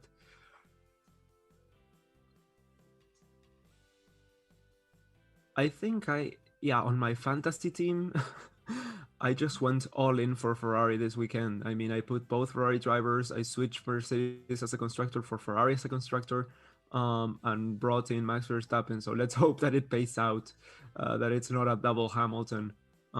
Please, a Hamilton pole and a Hamilton win. I would literally die. Well, not literally, figuratively. Let's hope I don't literally die. I mean, that would be quite sad. You guys wouldn't have anyone to commentate on the races and the qualifying. Well, I mean, I'm sure there's someone to replace me, but yeah. Ferrari are dreaming, really.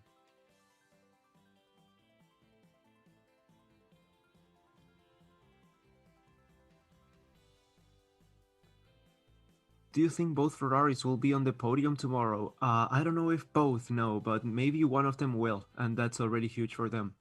Russell up into P12 as he crosses the line. That is great for him. Giovinazzi out on an outlap, and so are Ricardo, Raikkonen, Tsunoda, Alonso, and Ocon.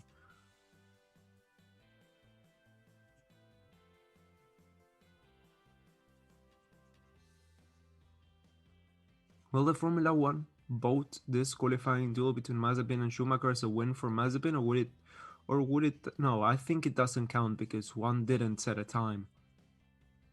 If he did set a time and it was slower, yeah, sure. And if he set a time and then he crashed and it was not a competitive time, yeah. But the fact that it just did not set a time, he's not taking part in the session, so I don't think it would be fair.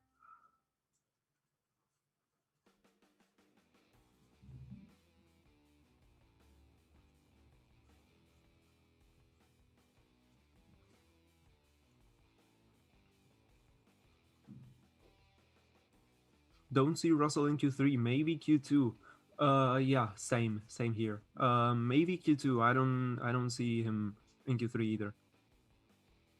Perez, well, a few guys driving into the pits: Verstappen, Norris, Gasly, Perez.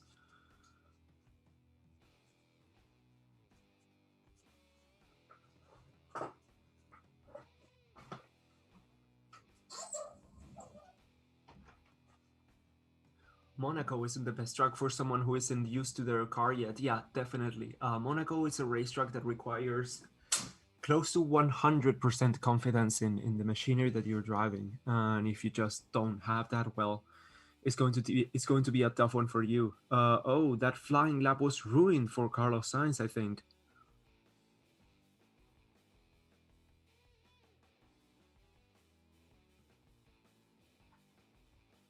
You think Haas figured it would be better for Mick to miss quali because it's no different. They won't be able to go to Q2. No, no, of course not. Every second of running is vital for a rookie, and more so for the F2 winner of the previous season. More so even a Monaco. But yeah, just the crash was too big for it to be repaired on time. So Raikkonen, with a green first and second sectors, comes across the line to improve to 12th position for him. Is that Latifi there, or is that Russell? Russell comes across the line, P10. Ocon is now on 17th position. Last few corners, where will he finish? Will he be able to get out of Q1? Yes, he does. P12 for him. Mazepin. Mazepin, let's see what he can do. I mean, we still have 2.5 minutes left to go. What a long Q1. Is Q1 usually this long? Okay, so Mazepin improves, but it's still, yeah, a long way a long way back. Ricardo, oh, that Golf McLaren. Oh god, that is such a beautiful car. P15 he is currently. Let's see where he finishes off.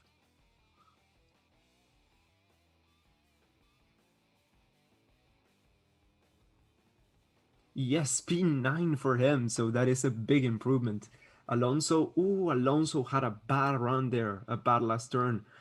He just manages to get to P17, struggling with traction there, as we saw on the stream. Yo, my man be simping for a car. Oh, definitely, dude. I subscribe to the Golf McLaren's OnlyFans. No questions asked. Absolutely no questions asked. Russell is destroying that Williams. Yeah, but not like Schumacher did. In a good way, he is.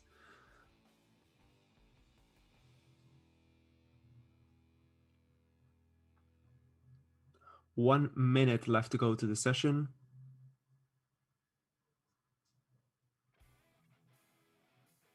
Hamilton P7 right now, as he has a yellow second sector. It's not looking good for the champion. Vettel P12 he is right now, trying to improve and get a little bit more margin there as he comes across the first sector. Getting blue flagged ahead for one of the Williams, and he's fast. Is that the swimming pool chicane? I think that is. Okay, so now that is. And around the final few corners he comes.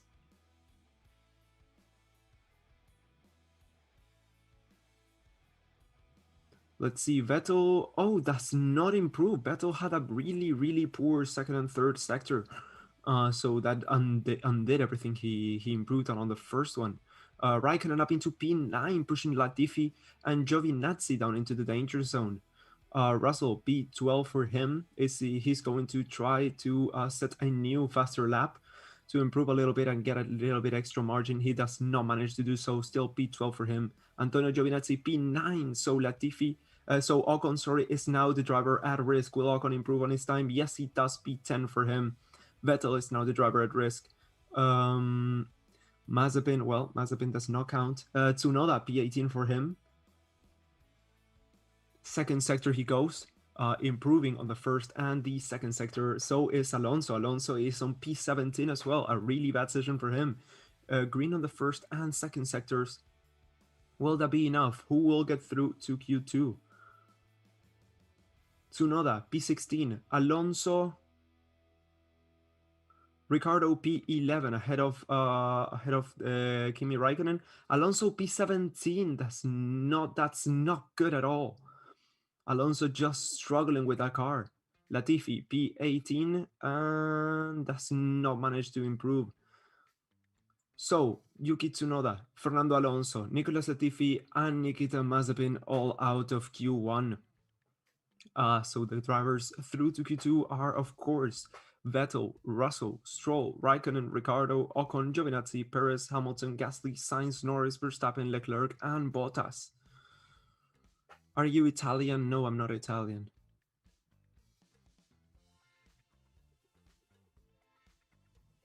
Tsunoda overhyped. I mean, I don't want to say yes, but he has not given us anything to show for himself. Yeah, I mean, I was really looking forward to him battling Gasly all across the season. It's still early days, but yeah.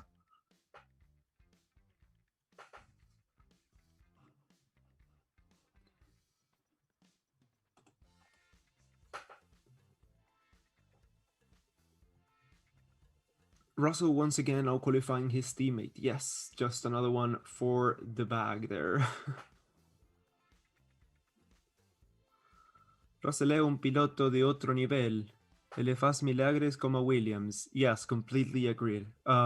He is just such a good driver, and that Williams is not good enough. Like, that Williams is just wasting his talent. I actually made another video on that on my channel. How Toto Wolff just has to get it together and decide whether he wants Russell or just let him go, because he's really wasting his best years stuck in a back marker team. Yeah, year after year, season after season, he's not getting any. He's just losing time. He's just losing time. So yeah, you can go check that video out as well after this when we finish with the session, of course, on the Raian F1 YouTube channel, link in the description, or you can look it up there on the search bar. Are you Spanish? No. Wolf is a jerk. I don't want to say yes, but he's been acting like one.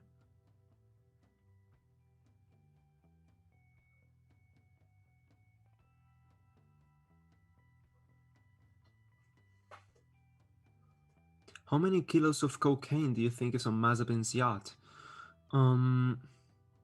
That's actually a good question. I'm actually going to say more than they should be. Hamilton is not sandbagging. He's just simply struggling with the car balance. Yeah, Mercedes is just, I mean, Hamilton in particular, he's just, struggling for the first time in quite a while. That just shows us that he's only human. It's a good reminder to have it once in a while.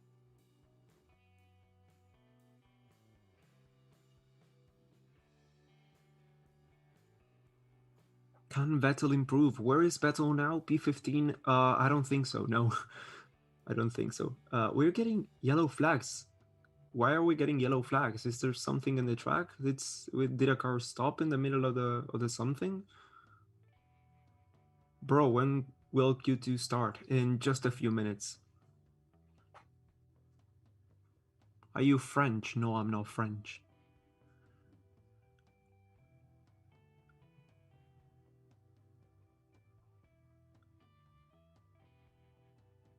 Yellow flags. Yeah, I'm seeing yellow flags as well. I don't know what that's for, but yeah, I'm also seeing the yellow flags.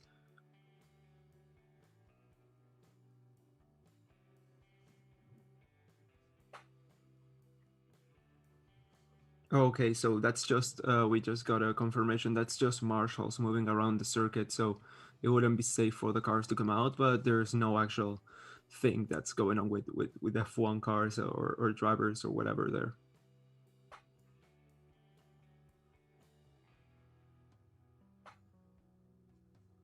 What is Hamilton doing? I don't know. Maybe taking a piss, uh, drinking a little bit of water. I mean, I don't have access to him, but I would guess that's what he's doing. Are you French, Canadian, or German? Neither. Guys, stop! It's not relevant where I'm from. I mean, it really doesn't matter. It changes nothing. Why does it like always come up? Every single session that comes up.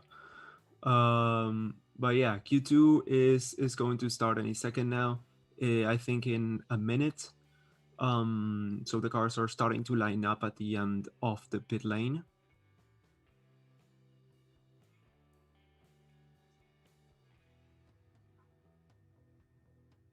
You're from North Korea, aren't you? Yeah, yeah, got me. Yeah, I'm North Korean. That's what happens. Yeah, I'm North Korean, guys. This is the only F1 stream from North Korea. And yeah, that's what's going on. He's Swedish. Swedish. No, I'm not Swedish. You from Mars? I just said I'm from North Korea. Your accent is very nice to listen to. Thank you so much.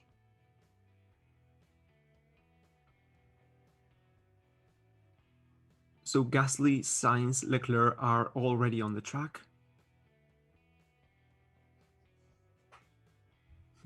Are you from Bitcoin? What the hell is that supposed to mean? Giovinazzi, Raikkonen out as well. So we are seeing a lot of red on the track. Oh well, a little bit of Bottas to break the red.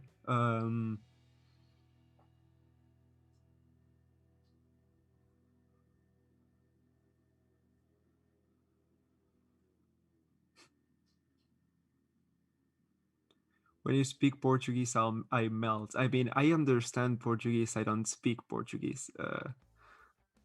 But yeah, for sure you're not from India. No, I am not. Because you have a distinct voice or intonation, I think. Well, it's a made up accent, in as English isn't my first language, so I had to make that up as I went. But yeah, this is the one I'm stuck with. When I'm reading, actually, I think I can do a pretty mediocre slash bad English accent, but yeah, maybe you'll get to see that in a while. So Q2 is already underway, and everyone is out on track on the Monaco streets. What languages can you speak slash understand? I can speak English, Spanish, German, and I can understand all of those, plus Portuguese, Italian, a little bit of Hebrew, and yeah, I think that's it. It's not much, but yeah, it's what I have. Are you Ryan? Of course I am. Yeah, it's what it says on the thumbnail and on the stream and on the description and everywhere. Yeah, of course I am. I am me. um, how do you learn so many languages, mate? Because I like languages. I love languages.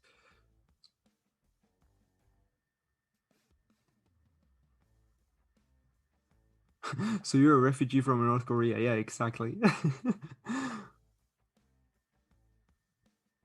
um,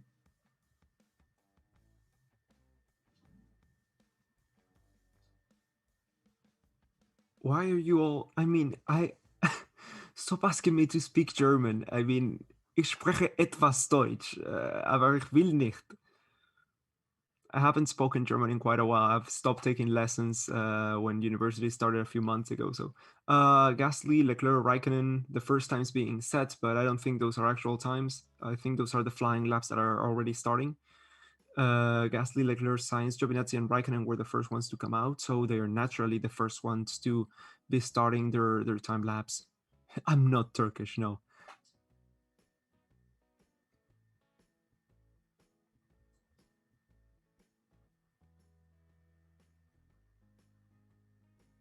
Wait, are you virtual? Do you think my accent is so Nordic? No, my accent is not Nordic. I don't know how to speak any Nordic languages, although yeah, it's quite nice up there.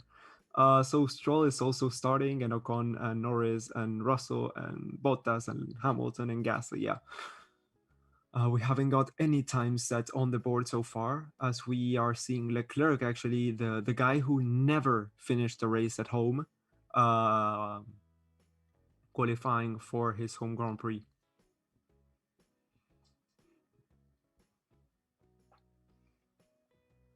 Oh, so we actually? Yeah, we are already getting time. So Leclerc goes fastest ahead of Verstappen, Perez, Vettel, Stroll, Raikkonen, Gasly, Ocon, and Giovinazzi. Sainz goes ahead of him. Sainz out qualifying his Q2 time, his teammates Q2 time by 2.5 tenths almost. That's quite a bit. Bottas P4 for him.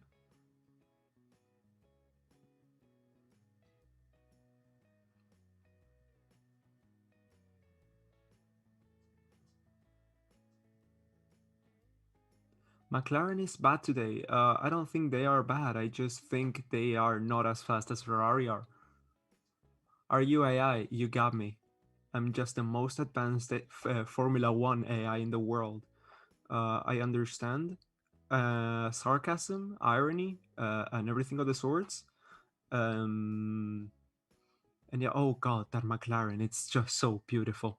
Norris there, he's trying to set a fast lap off on the second sector. He is now around the casino chicane there. I think that's the slowest corner in the whole Formula One calendar. Under the tunnel he comes right now. So we now have Sainz leading from Leclerc, Verstappen, Hamilton, Bottas, and Perez. That is the top six. Who would have thought, huh? Who would have thought last year that they would be the top six at Monaco even? That just shows that the chassis of that Ferrari is actually quite decent. The power unit is not that big of a factor in the Monaco race. Usually, it's mostly about the chassis. Norris up into P2, splitting the two Ferraris. Great lap for him.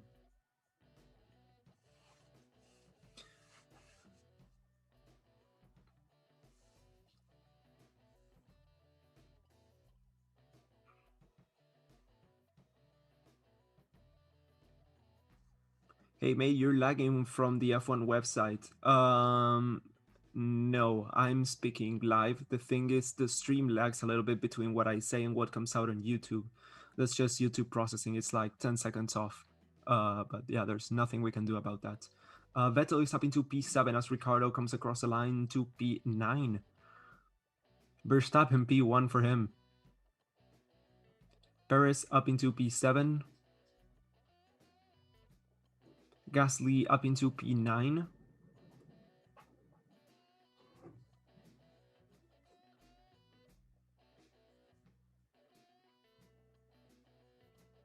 So let's see, Valtteri Bottas comes across the line to go 5th fastest. That's just ahead of his teammate, but not enough to crack into the top 2 rows. As we have 8 seconds left to go to qualifying, to the second session of qualifying. He's from North Macedonia. No, that's not me. That's the channel owner. I'm just a commentator, so that's not me. What the hell is happening to Hamilton? Not much, really. He's just slow. One of them. Oh god, that McLaren. That McLaren is so beautiful. So we are now looking at one of the Red Bulls. Is that Perez or is that Verstappen? I think that is Perez.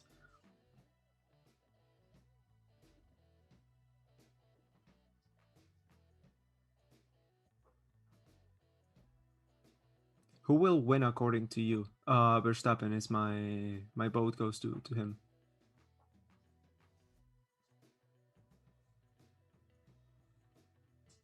Yes, Boris. Yes, you're right. You're right, Boris. What is happening is only temporary. Oh well, all right. The message went away. Take a shot if he says beautiful. Every time I simp, every time I come for the McLaren car, you can take a shot.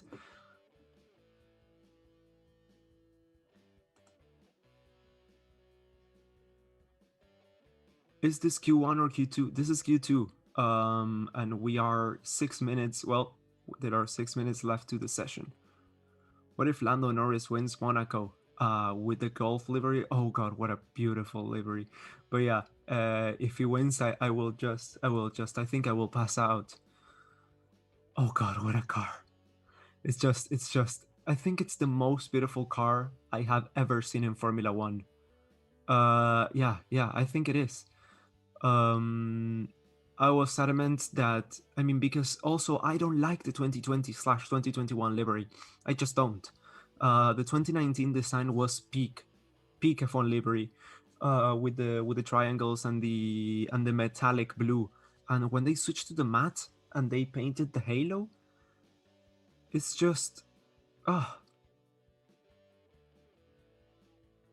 Let's see what Fernando says.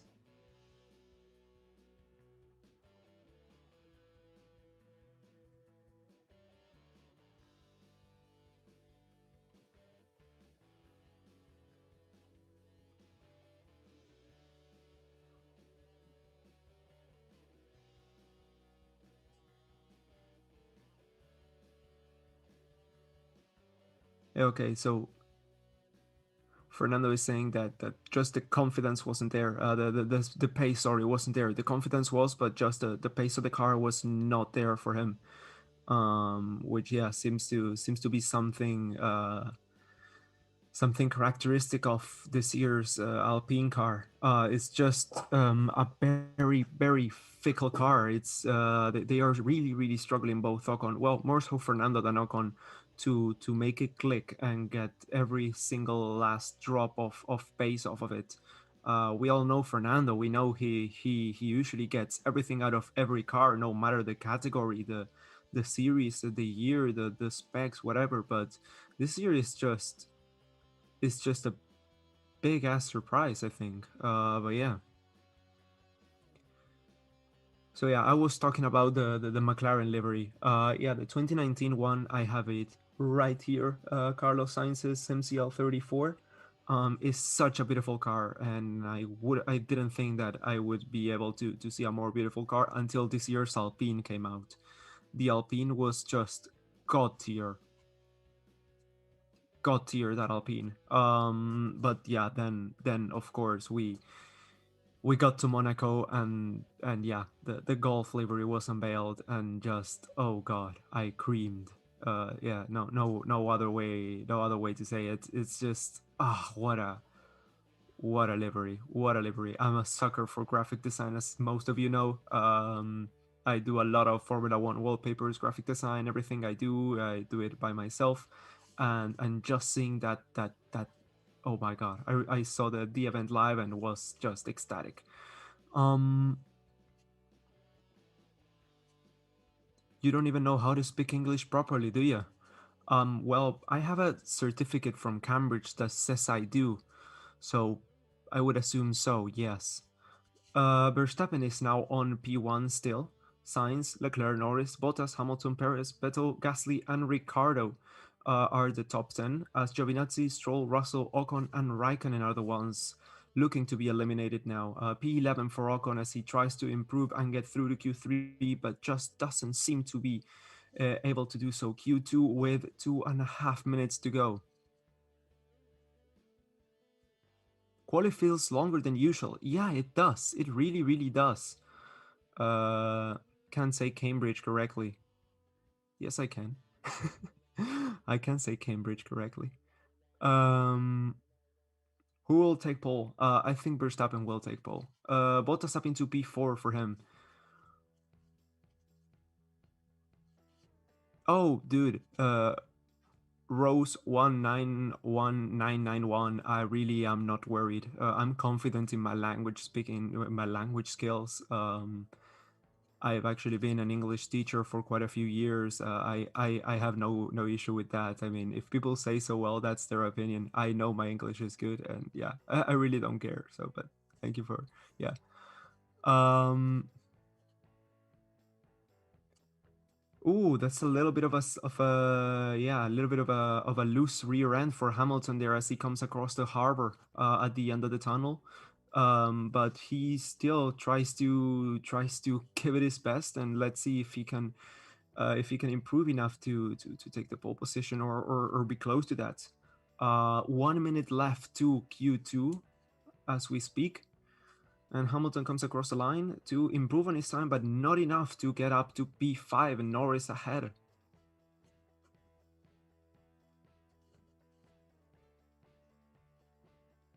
I was so close to buying a Tag Heuer Le Mans watch one time. Same colors as the McLaren Monaco livery. Oh, that's just beautiful. Um,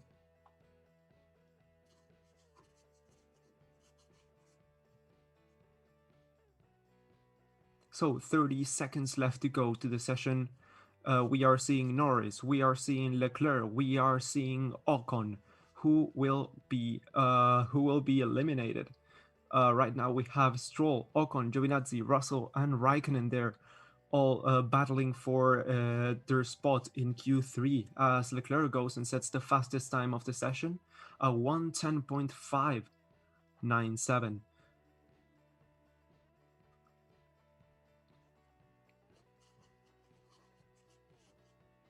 All right, you've been seen for the McLaren livery for 9 times now. Oh, you're keeping count. Well, that's good. Giovinazzi through to Q3 temporarily. 10th position for him. Ricardo. Oh God, Ricardo is out. Ricardo P11. Oh, P12 now as Ocon tries to improve, but just manages to just miss. Gasly through to Q3, P7 for him. But yeah, Ricardo P12, Ocon P11, Bottas P3, pushing Carlos Sainz down to P4. Let's see, Stroll and Russell, what can they do now? Verstappen comes across the line. Oh, Stroll comes across the line, P13 for him, pushing Raikkonen down to P14, and I don't think Russell is even going to set a time here. Perez P5. Let's see, Q3, this is where everything is decided. So Vettel, P9 for him. Ricardo, yeah, Ricardo, I have no idea what's going on there.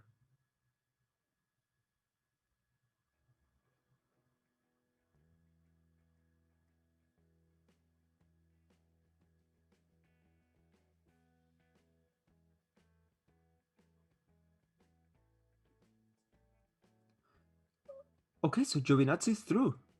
I just realized Giovinazzi's through. P10 for him. This is the first time he's been on Q3 in how long? Does anyone know?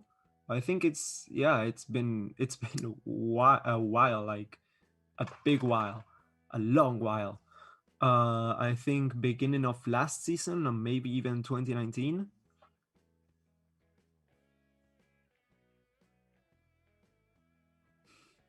I love it how every single second, and like a second after the session ends, we're already getting like, when does Q3 start? When does Q2 start? Like, guys, in like 3 minutes, I don't know, wait a little bit.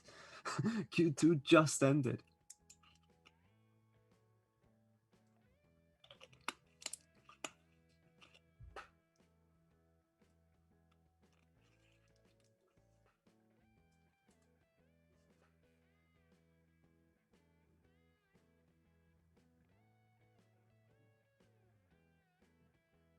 Yeah, so Ricardo is pretty pissed at his performance. McLaren is very weak. I think Ricardo is very weak.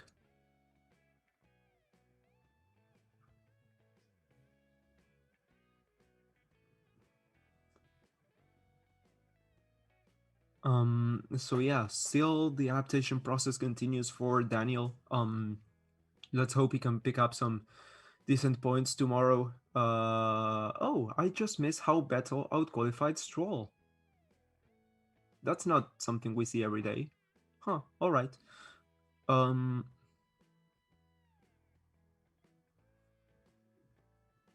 You from Monaco? Yeah, I wish. If I was from Monaco, I think I think you would see me there on the Sky Sports. Yeah. No, I'm not even close to any F1 tracks. Not even close to. Yeah, not even close. Um,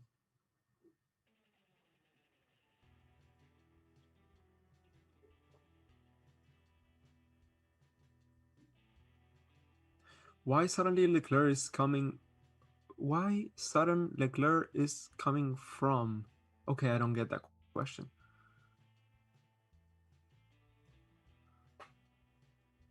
Oh god, that helmet and that driver's suit. Oh, that McLaren. Oh my god, what a beautiful car.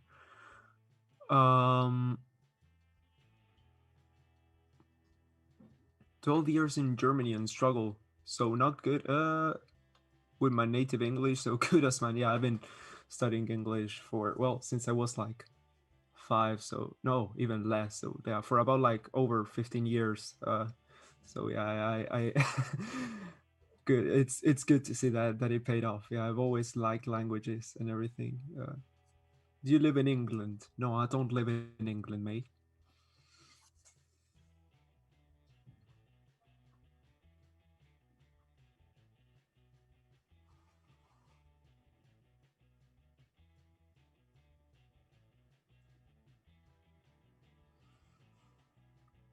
Rain for tomorrow. Oh, let me check that.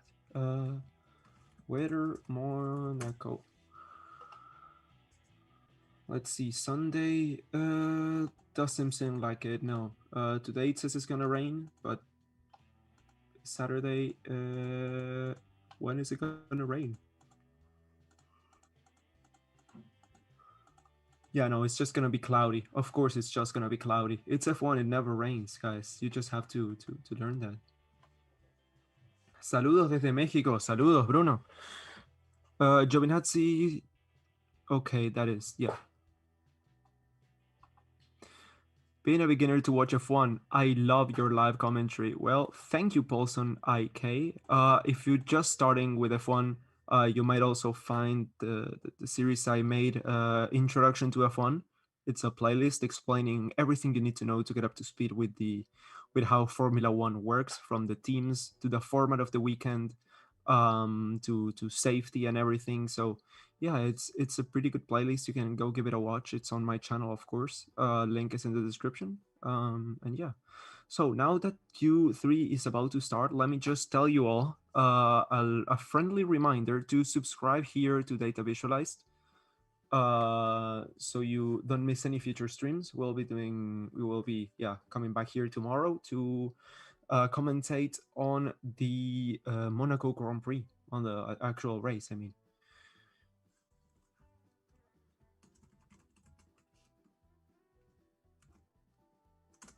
So that is the link to my channel. I'm sending it on the chat now. So if you want to go subscribe, anyone, you can go there. And also, yeah, of course, please subscribe to Data Visualized and like the stream, of course, as well.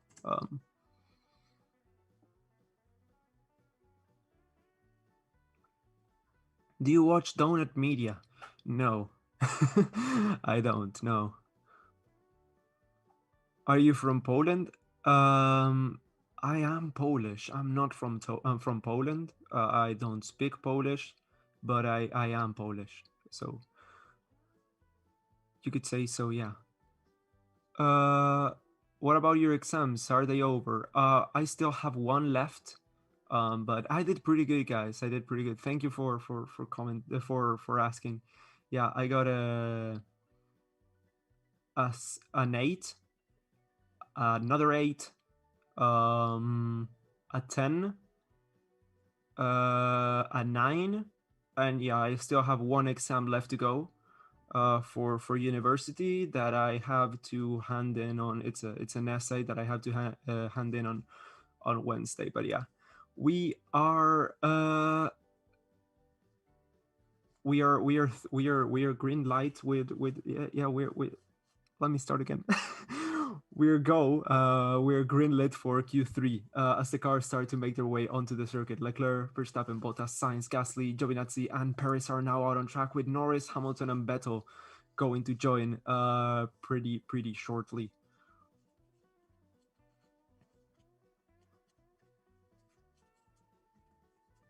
Whoa, those scores! Yeah, I study a lot, so I do my very best. Came for qualifying, stayed for the commentary. Thank you so much, Desiree, Rolf. Déjalos con la duda, pero estoy seguro que eres argentino o uruguayo. Muy bien. Speak Polish. Oh, I don't speak Polish. I don't know a single word of Polish. I've been to Poland once. I didn't understand a thing. There are too many W's and Z's and C's. There are not enough vowels. And that's all I have to say on Polish. Yeah. Do you have any experience with racing? You mean actual racing? No, I drive a Ford car, so no. No, I don't. So 10 minutes left to go to this qualifying session, and we have just seen the first driver start their flying lap with Verstappen there. Yeah, I think that's Verstappen. Yes, that is Verstappen, of course. Over the hump, well, around the hump, of course. Across the casino, he's going to come. Oh god, I'm gonna sneeze.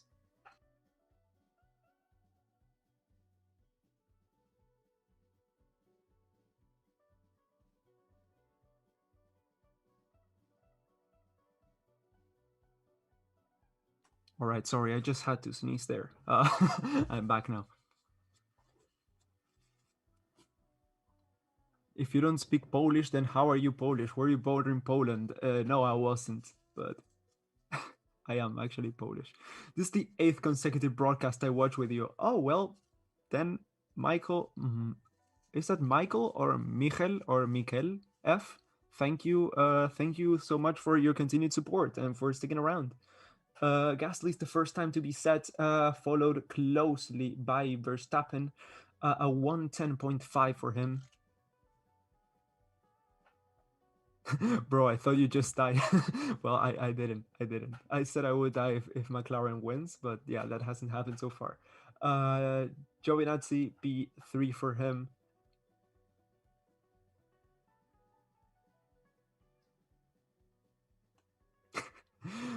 Soy de Perú y pude reconocer el acento. Muy bien, Luis. Are you in France? No, I'm not in France.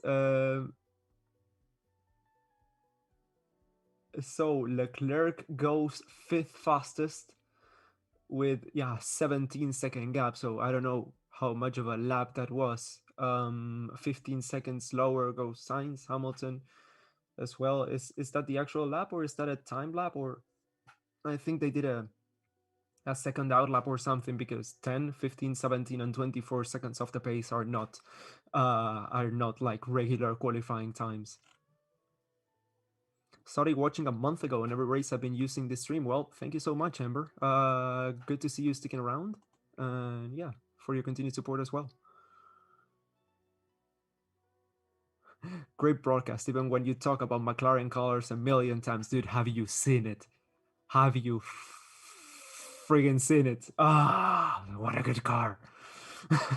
What are you studying at university? I just switched majors this year, actually. From economics, from business IT, actually, to communication. Yeah. So it's actually it's much more in tune with what I'm doing in YouTube. So Leclerc goes fastest right now, with a 110.3, almost 2.5 tenths faster than Verstappen. Sainz goes 3rd fastest right now. Lewis Hamilton can only go fast enough for P5, 7 tenths of the pace, as Perez goes P6, slots in right behind him. ¿Qué me decís que soy, Marco? Yo soy polaco, yo tengo doble nacionalidad, loco. Vettel up into P6 he goes.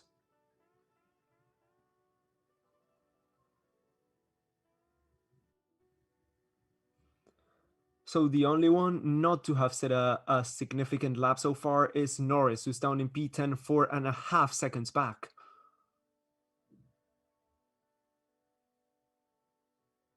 Bottas up into P3 he goes.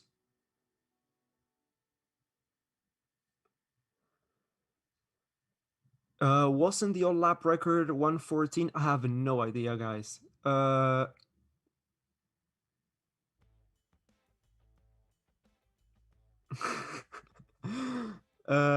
Leclerc better hold that pole position. That's not how you spell pole, but yeah, I got that one.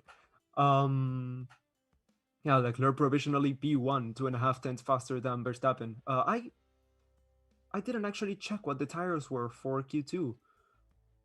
Oh god. I think they all went through in mediums. On soft, sorry. I didn't pay attention to the strategy. Norris up into P5 he goes, right behind Carlos Sainz and ahead of Hamilton.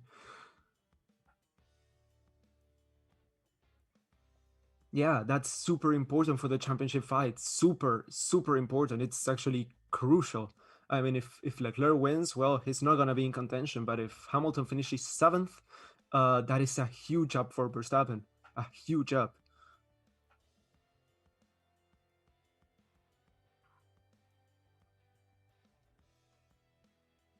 Bottas, great in qualifying, bad in the race. Bottas is quite an interesting prospect. I'm also working on a video on Bottas. Yeah, stay tuned for that.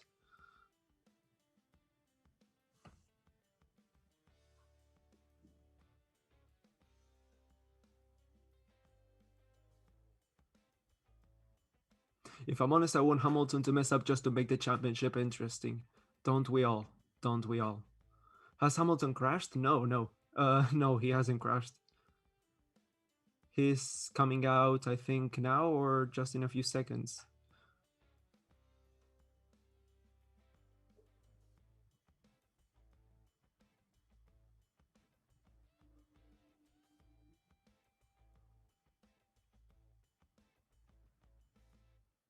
I never turboed the correct driver. Yeah, I think I turboed Sainz. I should have turboed Leclerc. I always, since the beginning of the session, I had Norris as turbo. That's been doing quite well. But I think I picked the wrong Ferrari driver for this weekend. Although if you actually watch my latest video, you might actually see what I'm talking about and why I actually think that that might actually be a good option to do. So 3.5 minutes left to go. Clearly you don't like Hamilton. Why would you say that? I just said I want the championship to be a little bit more interesting. I mean, because I don't want to see a guy walking away with the championship for the seventh year in a row. Does that mean I don't like him? Well, whatever. You can think whatever the hell you want, dude.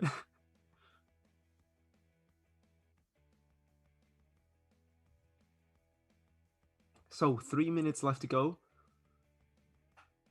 We right now have Leclerc leading from Verstappen, Bottas, Sainz, Norris, Gasly, Hamilton, Vettel, Perez, and Giovinazzi. Norris improved on his lap time, but not enough to get through to, up into P4, so he's still down in P5.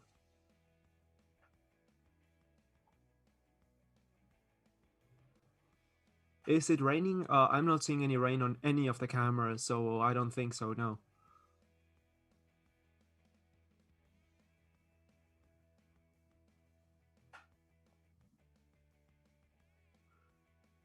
You're pursuing mechanical engineering, right? No, I'm not. The complete opposite, actually.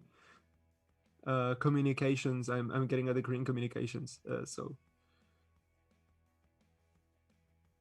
Let's see, guys. Come on, let's get some guys across the line so I can comment on something.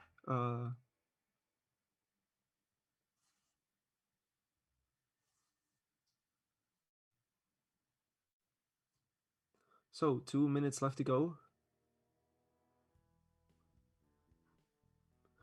What's the weather forecast? Partly cloudy.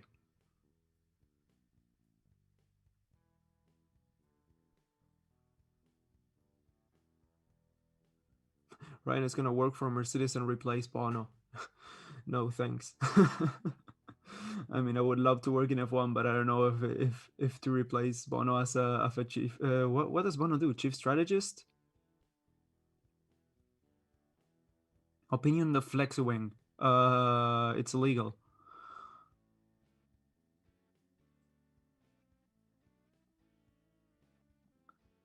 Hello, Banwit, Netherlands. Oh, that's a big pile up there. That's a big pile up that may even hinder Sergio Perez's lap.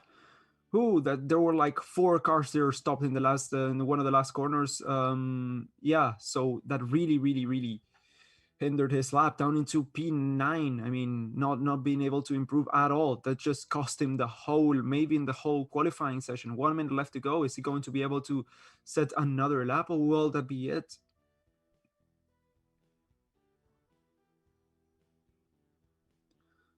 Oh, so Lewis Hamilton, purple first sector? What the hell?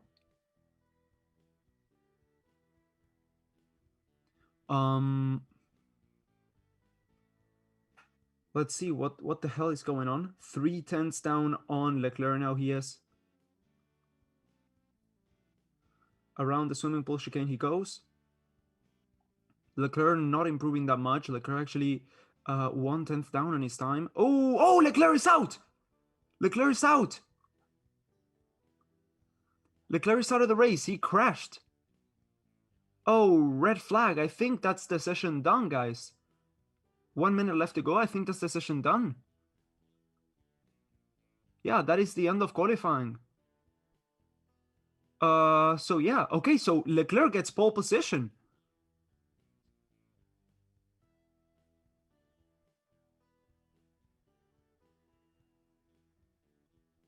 So Leclerc gets pole position. Yeah, purple first sector for Verstappen as he was going to get the fastest lap, but then Leclerc crashed, and well, he's on pole now. So yeah, Leclerc gets pole position.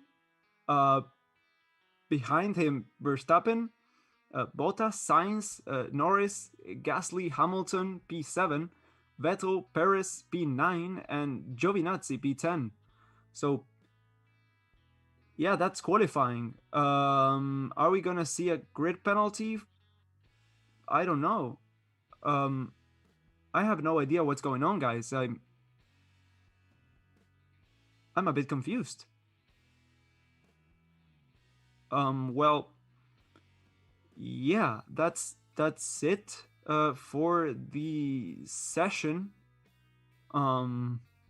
So pole position for Leclerc, his first pole position since 2019, and the first pole position for Ferrari since then also. So yeah, he just bumped the wall and broke the suspension, and then went straight into the wall. Same thing as Latifi, a little bit more extreme, but yeah, the same accident in the same place with the same consequence.